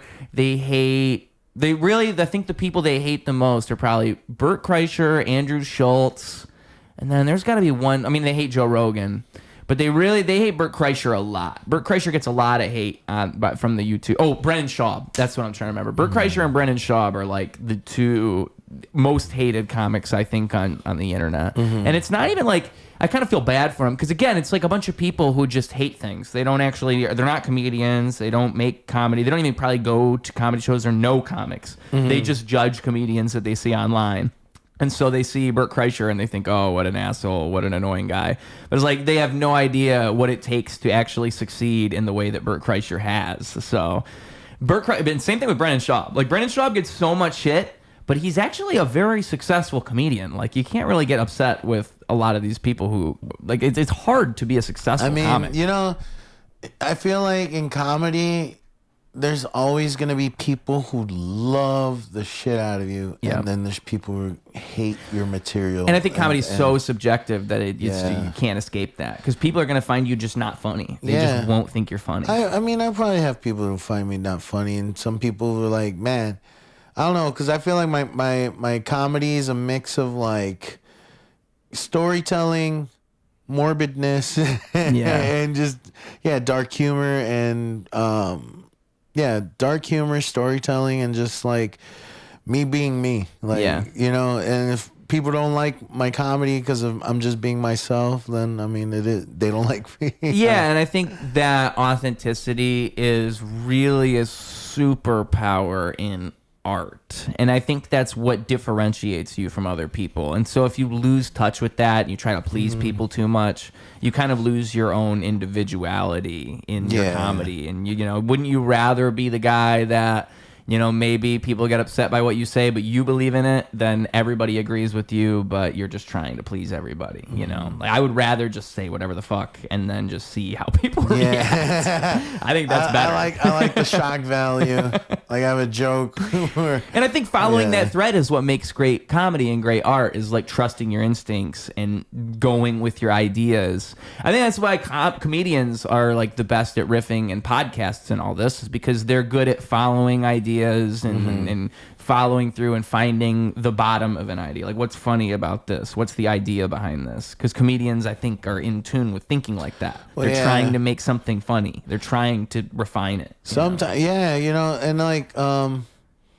don't know, like, I remember when I did improv, like, that helped me sharpen my mind a lot, because with improv, like, kind of makes you want to research things. And it makes you learn to roll. Yeah. Like, just to basically, be okay with it. I feel like the more knowledge you have is the more you're able to have, like, you know, just create different types of scenarios or like, you know, just using your wit in general, like on the quicks. Sure, yeah, because it's like an improv, it can be, it could be like, you are this character from this movie, and if you don't know the character from that movie, you just can't do it. Or it could be like just any reference you want to make, like, say we're doing a skit about doctors. Well, it would help if you knew anything about doctors. So, and I think improv is interesting too, because it's so random, the situations you can be in. So yeah, you would want like a super broad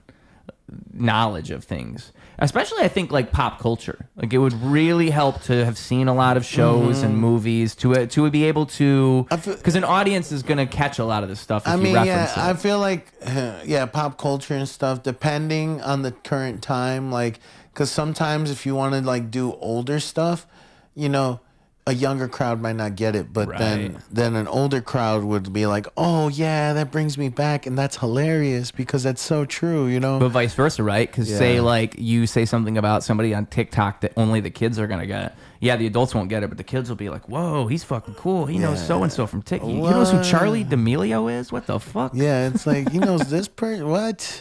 No way. Yeah, because I mean, I think I've heard Tim Dillon on his podcast like mention random TikTok stars, and I'm like, how the fuck does Tim Dillon have time to watch these brain rot TikTok people? Unless he's just on the internet all the time. Like, that's the thing. Do you ever catch yourself like being on your phone too long? Well, it's like sometimes I think about like the only reason I know a lot of the information I know is because I spend way too much time on my phone. Like, I fucking just sit here and watch bullshit stuff all the time. I'm like, not gonna lie, us talking right now this whole time, like, this has been the longest I've probably been off my phone in a couple days or so. This podcast is a very healthy thing for people. I think because and the thing is too, sometimes you'll even have people on a podcast. This is why I don't like having more than one person, for one reason.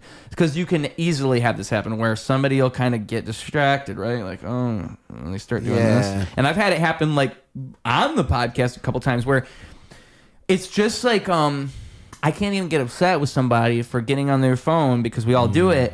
But it's like, and people will convince themselves. They'll be like, they'll be thinking, "Oh no, I'm still paying attention. Oh no, I'm still paying attention." But you're just not. You just can't. Yeah, like, you're not consciously hearing or listening or you're not really focused on what's being said to you. So when you're not focused, because it happens to me at times, especially when I'm driving and then having a phone conversation. You know, I'll tune out for a minute, like, because I'm like so focused on like trying to get to my destination.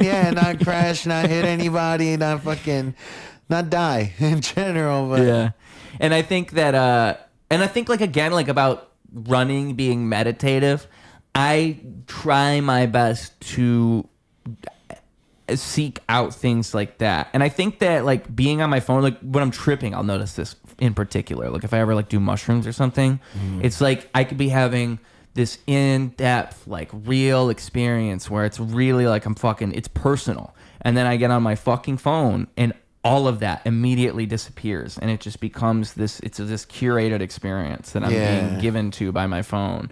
And like I'm on social media and it's just delivering it all to me, where it's like there's just something that you cannot be achieved through something like that. And I think like you need to have things where you just 100%. I can't help it. Like if I'm having a conversation, whenever I'm around people, I fucking suck at using my phone. If I'm with someone, I will not text you back. I will not do it because I can't even, because if I use my phone, I've now completely I'm not in you anymore. I'm in this, and I can't separate the two. And I've learned that about myself. But like, that's a gift and a curse, because you have to be able to do that. Like if you can't like just sit with somebody and talk to them for like an hour, you probably got a problem. If you can't physically, like if you're so attached to your phone that it actually hurts to do that, that's a scary thought. That's why, again, like why I love running, because there's nothing else I'm doing. I'm just doing this. It's all I'm doing. Or like exercise in general. You can just zero in and 100%. That's why I like writing music too, because it's so intimate. It's so like with myself, and it's so hyper focused. I can sit there and like obsess over a line and try to perfect it. And that's all my brain is doing. It's not because I think social media and your phone too, everything's so broad and everything's right there all at once. And so it's so hard to zero in and just do one thing, because you could do 10 things. And then you post, and then all of a sudden you're scrolling, but you weren't going to be scrolling. You were going to be doing this other shit, but now you're scrolling because you posted and you still got the thing open. And dude, it just steals your life. It sucks your life force. Dude, I fucking hate it. Basically, like, have you ever checked your screen time?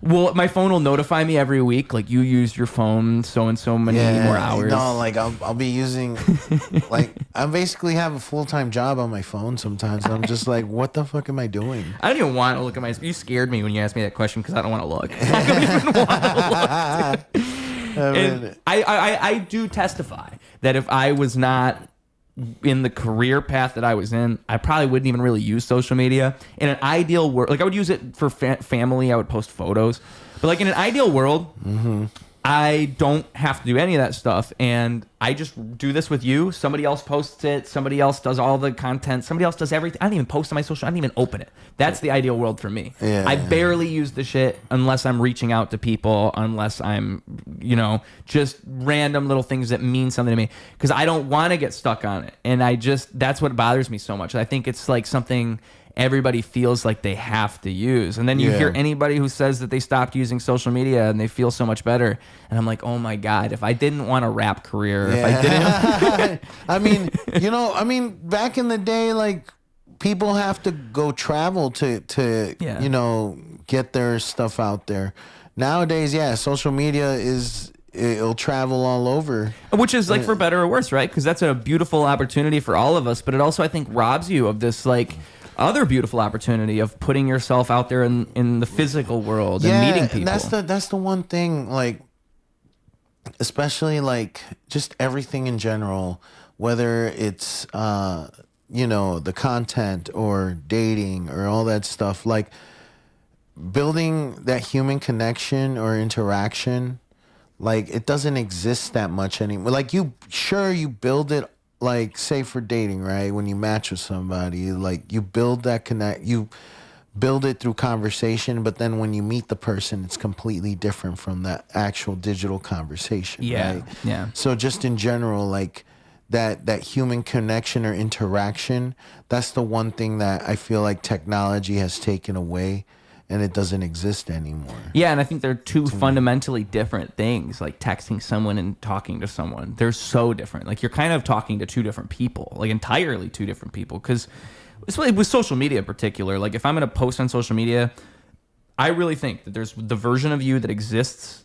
on the internet, and then there's the version of you that exists in the real world. Like it's literally two different people, and because that's kind of this unnatural thing that we all have now, is we have this other representation of us that exists, and then we have like the real us that we are, and we have to like curate this other version of us and make it look a certain way. Whereas the real you can't really do that. I can't really like make a perfect version of me for you to see, but I can if you're just looking at my Instagram or my Facebook, and that's just unrealistic. It's not real. And then like when you're texting somebody, it's just there will be people, I'll have great conversations with them, and then I'll text them, and I'll be like, what the fuck am I? Like, they can't text. Like, they don't know. The way that they text and the way they communicate in texting is, like, actually kind of confusing to me. Or, like, it'll be like the guy who you'll have a great conversation with him, but then he sends, like, 30 texts at once, like a wall of text. Because there'll be people like this where, like, the way they communicate on the phone is almost unbearable.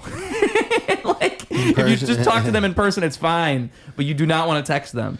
And it's just, I don't know, man. I just like, I always get a feel for people in real life. That's just how I've learned to do it. I have to talk to you in the real life, in the real world. I could never meet a girl through social media, but I could never trust that. I would be so scared. I'd have to know, like, in person. Like, you can get, I think what I heard when I was in a job training program called Team Quest, they taught us it was 10 seconds that it takes to make a first impression. And I think that's about right. I think when you meet someone in real life, it takes about 5 or 10 seconds, and you kind of just figure them out. Like, and you're usually right. Like, most of the time, people don't really stray too far from your expectation. In my experience, once you meet somebody, you give them about a minute, 30 seconds to a minute, you kind of get to the gist of them. I feel I think that the way they conversate on the phone is the way they are in person. The phone is closer. The phone's way closer than a text. Yeah. Because even with like texting, with messaging and stuff, like if you're barely messaging, like you're barely gonna be talking in person. If you're messaging like a good amount, like paragraphs or whatever, like. But then there's those serial killer types, dude, who barely talk, and then they have so much shit to say when they type. There's those guys who like they barely say anything, but then on like in a text on social media, they'll fucking say it all. Though I remember my stepdad. He was always kind of like soft spoken. He was kind of like an asshole to me, and I remember when he had this big thing about like pit bulls. He didn't like pit bulls, and our pit bull that we had, she had like killed kittens at one point. She killed things, and so he obviously didn't like the pit bull, and that was what all this was related to. But I remember one time he posted on Facebook this like college level paper about like the dangers of pit bulls, and I remember reading it and thinking, he wrote this? Like, he wrote this. Because I could never even imagine the words I was reading coming out of his mouth. Because he just never struck me as like an academic writer. It was so weird to me. Even now, I think it's weird because like, it's just, I don't know. I think sometimes the person inside of a person is entirely different than the person that they present to you. And like every now and then people will be like what? Like, what? And that was one of them. I could not believe he wrote that paper. I literally couldn't believe it. I think quiet people are spooky. Quiet people, you never really know. I don't trust people who only say 5 words at a time. I don't trust them, dude. No, that's dangerous. This is pretty scary because that's like you just don't know what they're thinking. Like, and I mean, well, you know, depending on the situation, like I'm quiet when I'm listening to people. Like somebody's talking to me, that's the most, you know, it's the polite, respectful thing to do. Just listen. Sometimes people just never talk. Like you prod at them a little bit and they don't say things.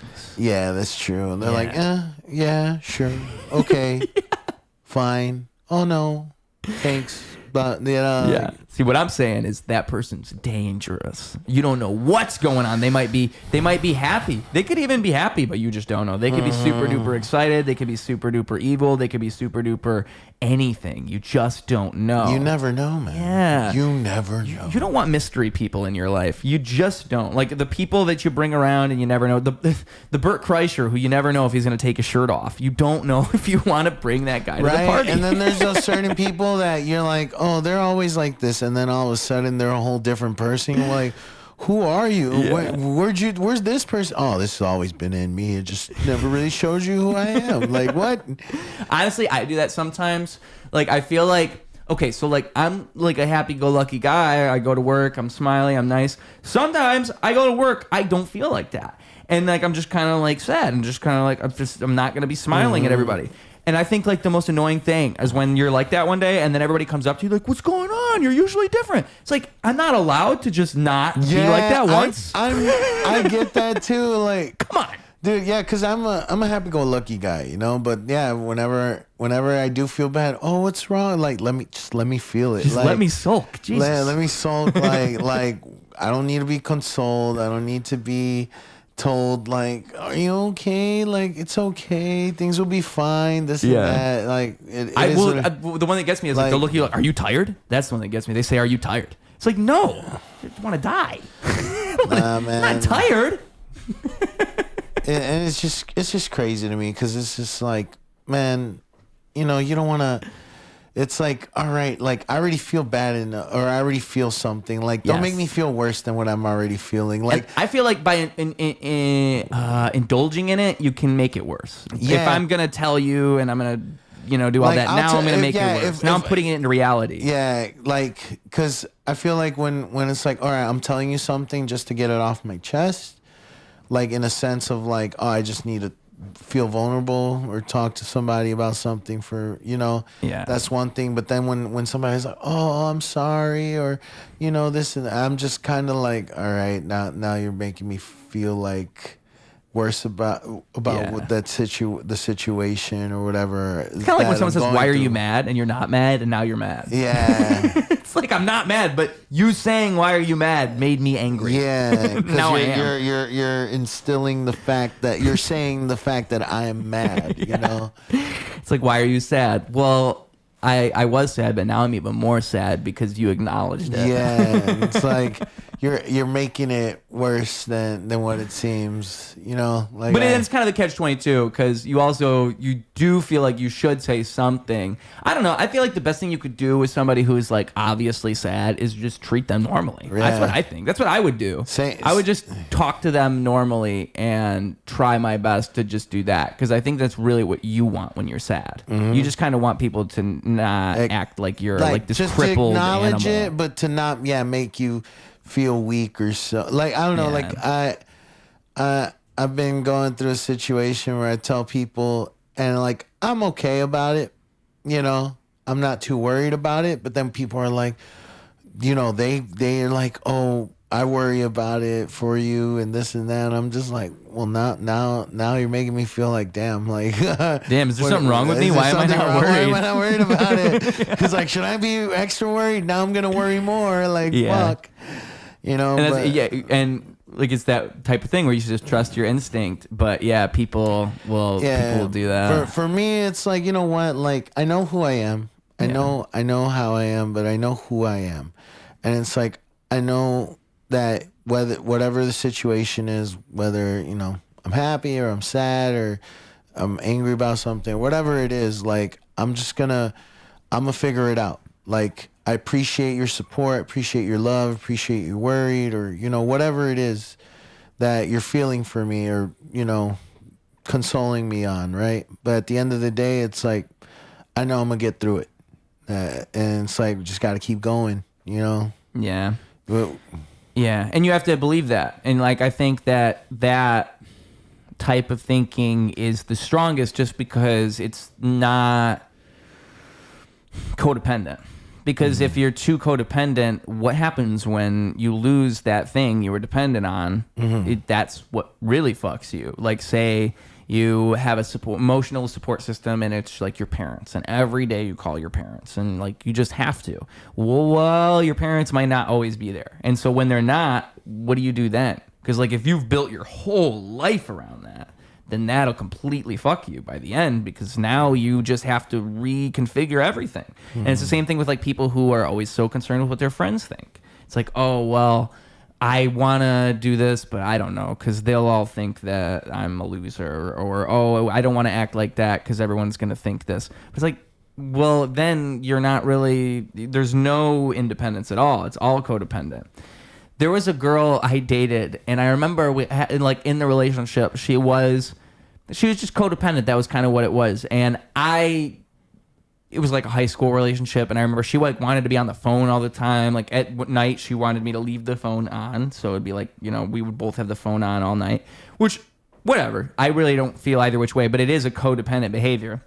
So like, it was interesting because we broke up, and I remember I talked with her like years later, just one time. And when she was talking with me, she was saying, I hadn't talked to her in so long, and she was saying like how independent she was. She was like emphasizing how independent she was. And I remember thinking like, that's funny. Like she's either rationalizing and she's still codependent and she wants to assert that she is independent, or she sees the error in her previous ways and has become independent. And it was just an interesting thing to me, because that is a very, I want to say bad trait, but it will negatively impact your life. Well, yeah, it's like you're in a sense projecting. Yeah. In that sense, she was projecting like, yeah, okay, like she says she's independent, but like, is she really? And I thought it was funny because I didn't even say anything. I think I said to her like something about I had fought with her dad. Cause or it's something about her dad, like me and her dad got in a fight on Facebook about something like in 2020 after we had broken up, just some random thing. And then her response was, well, like I'm not my dad, I'm independent. And I just remember thinking like, that was like an interesting response to something like that. Yeah, I mean, because it was almost like she had felt the need to separate herself, like I am no longer attached to that umbilical cord.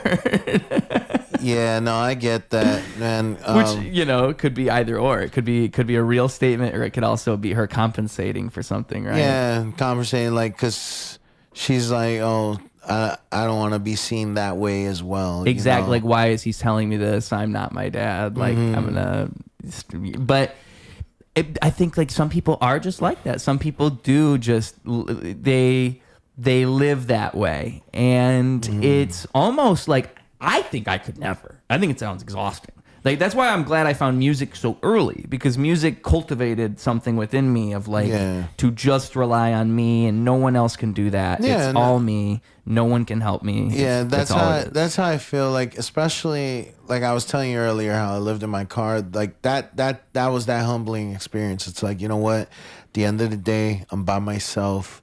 Like nobody's here. My mom ain't here. Like, like I'm in the city by myself. I'm living in my car. Like, so I just got to make the best of my situation. And I feel like that transpired into now, like whatever situation I'm put in life now, whether it's good or bad, like, you roll with the punches, you move along, and you figure out ways to either better your situation or, to at least make the situation, I guess, a little better. I don't know where I was trying to go with that, but basically in general, just like getting things rolling. Yeah, because it's like those same building blocks in that other situation. It's just, it's the same set of problems, just a whole different configuration. It's always a puzzle to solve. And if you don't have that like reliance upon yourself, to trust yourself to actually solve it, like, I mean, don't get me wrong. It's always good to ask people for advice, and it's always good to hear opinions. But I think that in the end, you have to trust yourself. And I think people just don't trust themselves. That's where I feel I'm at nowadays. Like, I just gotta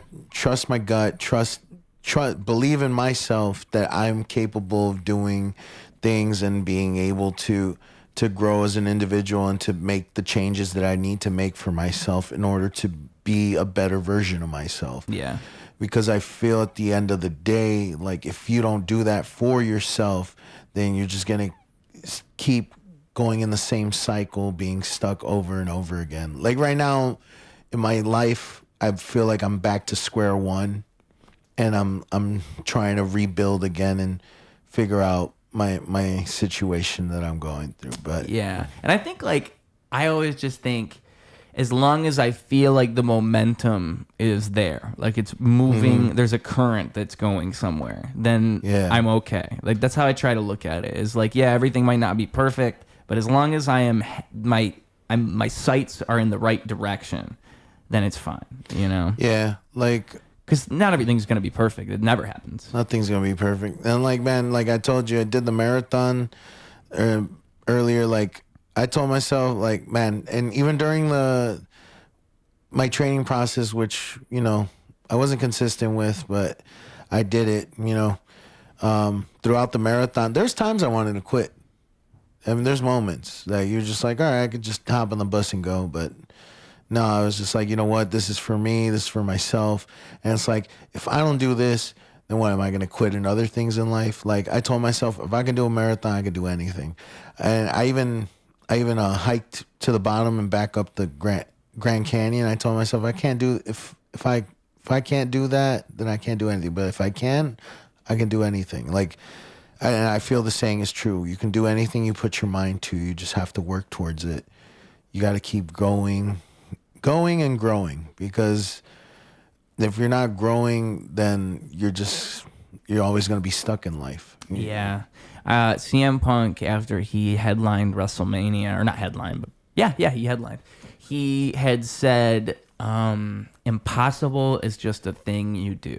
And I really, really like that quote. And I think about it while I'm running. I think like when I get tired, I just think like impossible is just a thing you do. And I think that going over those hurdles, it's like, again, it's like the building blocks thing. It's you're doing the same, that overcoming that resistance is that same exact thing you're going to face later, like when you're having another problem. It's just that this is like a physical representation of it. Like it feels impossible, but you can keep going. You're not at your limit. And then you do push through it. And I'll always set a number in my mind. Like I like to go to the park. For some reason, I don't know. I like to run in circles. I like to pick a spot. I like to know how big the lap is, and then I can quantify it. Because again, I'm a nerd. I like to see the number. So I'll run down to the park and I'll run in circles. And I've learned it's about 0.2 miles. And so I'll do that, whatever number I set in my mind. Sometimes I quit, but rarely. Like sometimes I'll say a number that's higher than what I'm going to do, but almost every time it's like I say I'm going to do 20, I do 20. I say I'm going to do 30, I do 30. And so it's like once I hit 20 and I'm going to 30, I just think, well, what am I, a fucking quitter? Yeah. Am I just a quitter? Because if I'm a quitter, I could stop now. And that's what I do too when I'm running. Like I'll be like, all right, I'll run from this post to this post. Okay, I lied to myself. I'll tell myself too, I lied. We're going to the next post, and then it's like, just kidding. We're going to the next one, and it feels so good. I heard David Blaine say that once, where it's like, what he likes to do when he works out is he'll set the number, and then he likes to go over the number that he had. So like, say I'm going to do 100 reps, well then do 120 reps. Because it's those last 20 that are the most rewarding, where you really feel like you accomplished something. Yeah. And that's great advice. Yeah, like Muhammad Ali, he would do abs, right? And then he's like, he would do abs until he started getting sore. And then he's like, okay, now this is where we start counting. That's fucking great. Yeah. Yeah. Oh my God. I was like, wow. I was like, okay, now we're going to count the reps. Like after what? However after many like 500 fucking dying. Yeah. All right, here we go. Now we're starting the workout. But yeah, again, great advice, right? Because I mean, it's all about doing the thing that's impossible and facing the resistance. And I think like it's like you can do whatever you want, you know, like you go to the gym, you'll see people like barely like on their phone, barely paying attention. But I think like that's just kind of defeating the purpose. Like you have to find the spot that sounds hard and then do that. And then eventually that won't be hard anymore. And that's how you train for anything. It's how you get better. That's the whole point of training for a marathon is it's going to sound impossible to go 26 miles all at once at first. But once you start going out and just doing it, eventually 2 miles isn't 2 miles anymore. Eventually 5 isn't 5. Eventually 10 it's always real. It always takes time. It always takes effort. But all of a sudden it just starts to become a thing that you do rather than that impossible mountain that was. Yeah. And I mean, when I was running really consistently, like, 2-3 miles would feel like nothing after a while. That's about where I'm at. Yeah. So right now, like, I mean, I'm a big dude. I do want to lose weight and I want to get back down to a reasonable weight or a weight that I used to be at. Yeah. So I look solid, but nothing's impossible though. So like, you know, sky's the limit. Just gotta focus up and put in the work. Well, I'm glad to tell you this podcast is sponsored by Ozempic. Wow. I got just the thing for you, buddy. Fuck Ozempic, man. I'm sorry. I don't like Ozempic either. Yeah. I'm not a fan. Well, it's like what we've been talking about. Like, just fucking, if you really want to lose weight, I think you should do the physical thing. Yeah, you'll feel so much better in the end. It's not just like the working outs, the things you eat and all that stuff. It's all of it, yeah. You know, feeding. It's a holistic lifestyle. Mm-hmm. Yeah. If you feed yourself the right elements or nutrients. Mentally and physically. Basically, like if you just consume bullshit, like you don't ever challenge yourself, you don't ever eat the right things, you don't ever do the right things, you are going to live a bad life. I mean, I had McDonald's this morning. And I told you when you got here, this is the first time I had McDonald's in so long. I corrupted Ruse. You know what it is, though? It's the last time I had it was the same thing. It was me. My mom was like, she had picked me up from somewhere, and we were so far from home, and I was so hungry, and she said, we can get breakfast from McDonald's, and I thought, you know what? a burrito is fine. I'll make an exception for a breakfast burrito. Honestly, the breakfast burritos are good. Like to me, like because they're so cheesy. They're cheesy. I don't know what it is about their American cheese, but it just tastes different from like. That's what scares me is that McDonald's. Like that's why I stopped because it's too good to be true. Like, it is too good because it is too good. They're, like, putting crack in that shit or something. Of course. They put something in there. I mean, the whole thing with McDonald's, I think, like, there's only 2 things there that don't have sugar added to it, and it's water and something else. Like, I'm pretty sure that's... Probably. They add sugar to... I bet they add sugar to and cheese. the salads, too. Yeah! It's like, why are you doing this?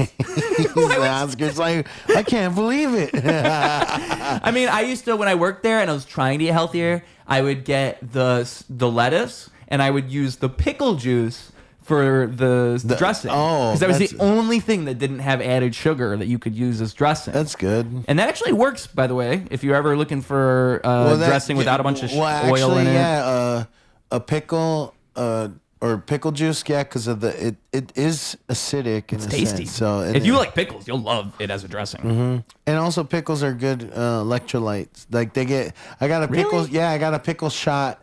Along the marathon at some point, and I felt re-energized because of the electrolytes. Because it's the the brine is normally salt and water, right? Yeah. But then it absorbs the flavors of the cucumber too.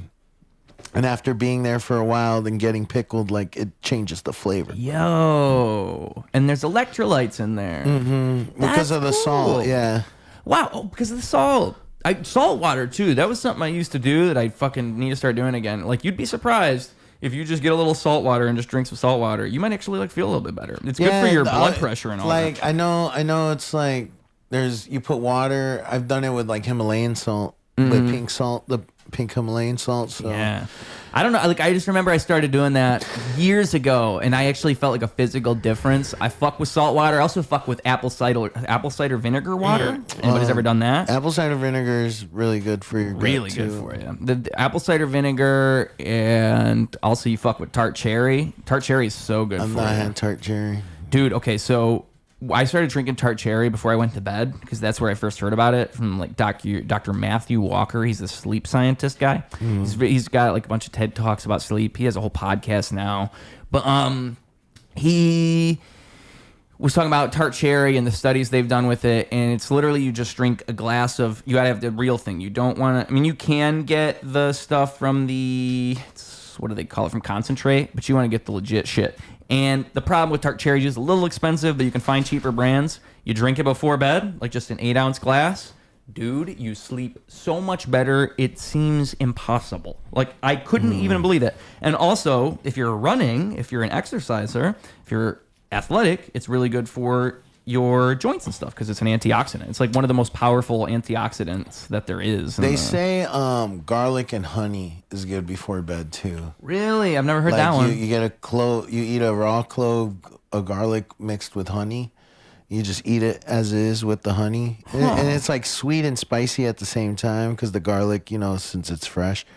But supposedly when the honey helps you fall asleep, and then the garlic's good for it helps your gut and also your blood flow while you're sleeping. So I've never heard garlic before bed. Because garlic is like a natural blood thinner. Yeah. So and garlic is another thing that's great to just have around all the time. Just a little bit of garlic, especially for vampires. Yeah, that's true, dude. Spooky season. If the vampires show up, just bust out the vitamins. Grab the garlic. Like, it's healthy. That's so fun. I never thought about that. You could definitely bust open the cabinet. What else? Are vampires? Silver, right? Isn't it silver? Stakes, crosses. Oh, yeah. Shit, I don't have a cross around. I got a Bible over there. That probably would work. The Bible works. Just tell them you're a Jehovah's Witness or knock at their door and they'll be like, It's like you shined a light on them. Yeah. Well, man, I think we've done it. I think we've done amazing things. Is there anything else you wanted to touch on? I feel like we hit all the... We've hit a lot of great stuff, man. I just want to say thank you for bringing me back on. Yeah, because...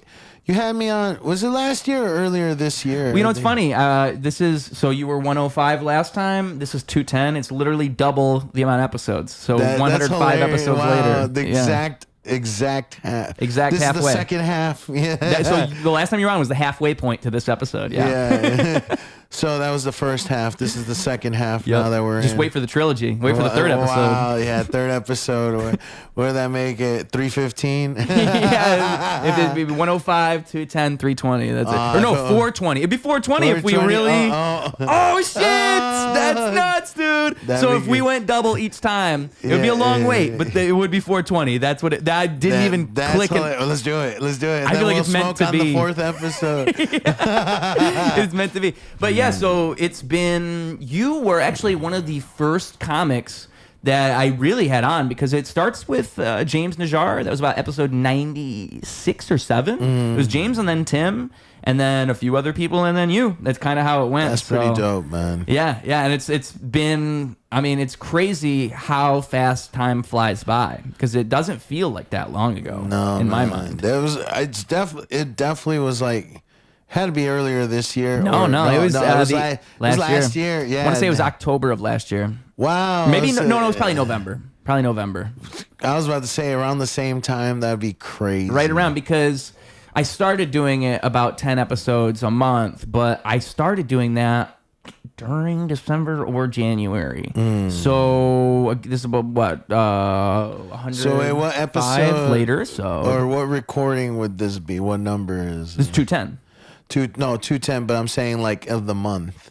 Oh, of the month. So, dude, my fucking ridiculous standards I hold myself to.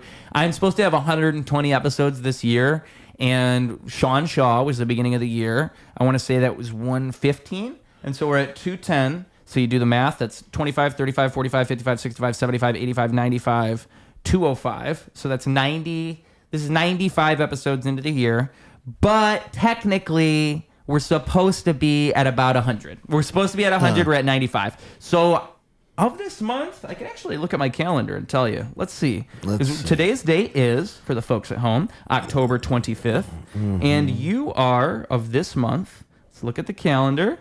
You are the 4th episode I've filmed this month. See, I'm slacking, guys. Wow. The 4th episode I filmed this month. No, you're doing what you need to do, man. I'm supposed to be filming 10.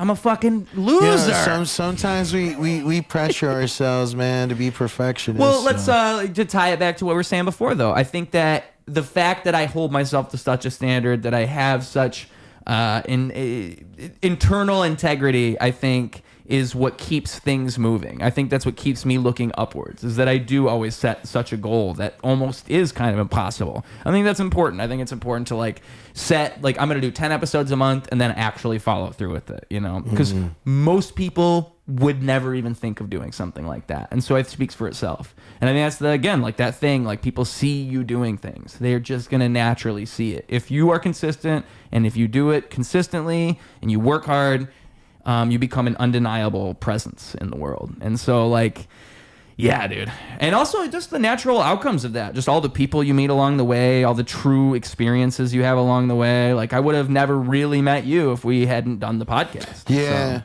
So, I mean, we probably would have met in passing a couple times. So I feel like before we met, like we met at a show I think you were part of. Because I remember you were freestyling or so, like... That's probably a mic. Yeah, it was probably a mic. Yeah. We met at a mic. I don't know if it was Red Room or if it was like a different one, but I remember that's how we interacted. And then you were telling me and Shawn about your podcast. That is exactly what it Shawn was telling me about it, and I was like, yeah, I'd be down to do it. I remember now. We were standing outside a Red Room, and Shawn was like, I was telling Shawn to come on, and he's like, no, who you really want is this guy. This guy can tell you all kinds of things. He knows a lot of things. This guy is smart. Might be. That was the first time I ever done a Shawn impression. That was not bad. Wasn't bad. Shawn kind of has a cadence about him. He has a way of speaking that's a little bit different than other people. Yeah. Oh man, yeah. I like he's got a rhythm. He does. Sometimes Shawn just speaks in song. Like you don't even know. I love him though, man. That's my brother, man. We've been performing for over 12 years together, and I mean we've been good friends for over 12 years. Like we met at Second City on his birthday. He tells me on his birthday, And he always like, he always tells me, "You saved my life, bro." I was like, "What?" I'm like, that's to me. I don't know. It doesn't comprehend. It doesn't. I'm like, how did I save your life? Yeah. I'm just another human being on this earth. But going back to how we inspire others or we push others to, like, I guess that's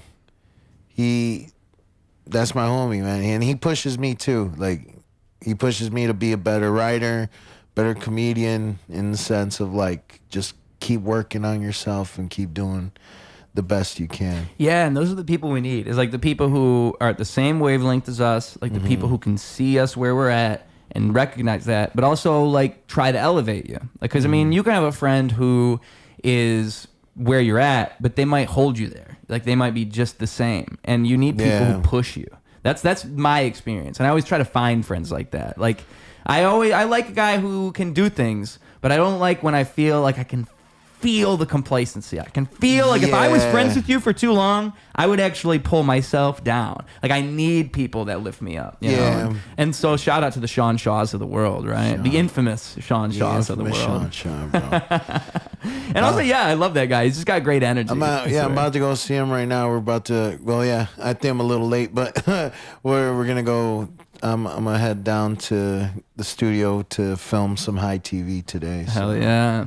Well, man, at the very end, we always do the same two things. One, you got a message for the kids. You want to send them home with something special. You want to give them a little bow on top of this beautiful episode that is your magical advice, your wisdom within your brain. This is the moment to do so. The perfect piece of knowledge coming from Andrés Merlos. And also... Merlos. And also, folks... that's how I talk to my my Spanish coworkers, by the way. Hola, amigo, ¿qué pasa? That's how I talk to them. They love it. But last but not least, the social medias, where they can find you, where they can find High TV, maybe wherever Black and Brown Paint the Town might be next. All that good stuff. Buddy, the floor is yours. Thank you, Ruse. Hello, and welcome to the... welcome to the Sweat Hotel. Welcome to the Sweat Hotel. Nice. No, but message for the kids, just everybody out there, don't give up on yourself. Keep believing in yourself. Work towards the dreams that you want to accomplish, whatever that may be. Just keep driving, and you're gonna hit ruts at times. It's gonna be tough.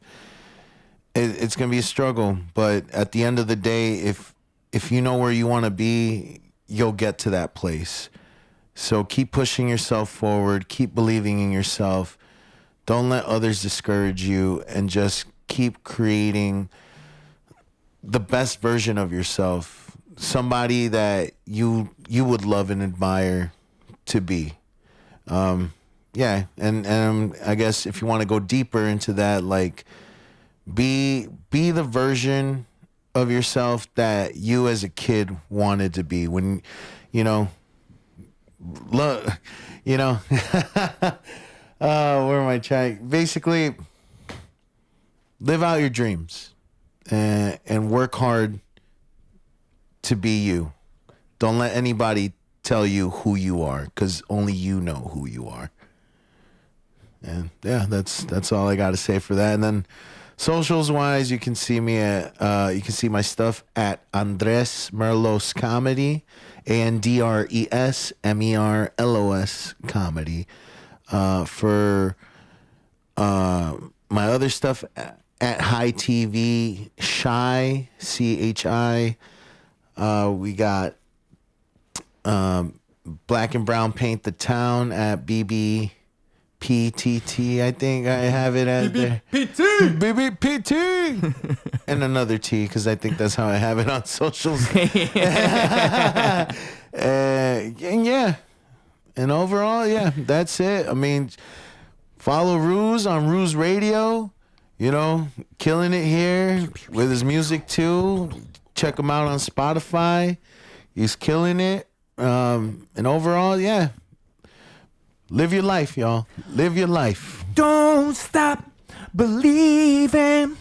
Hold on to that feeling. Street lights be born on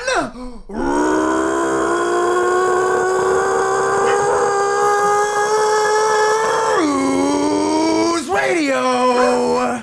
It's Ruse Radio. Clocking out. Double down, competition couldn't help him to rock. Missed the whole time, Holy fell through the flock. That's an ordinary miracle, wealth to the block. It's a balance in the character that's calm and collect. It's apparent his caricature is lost in the mess.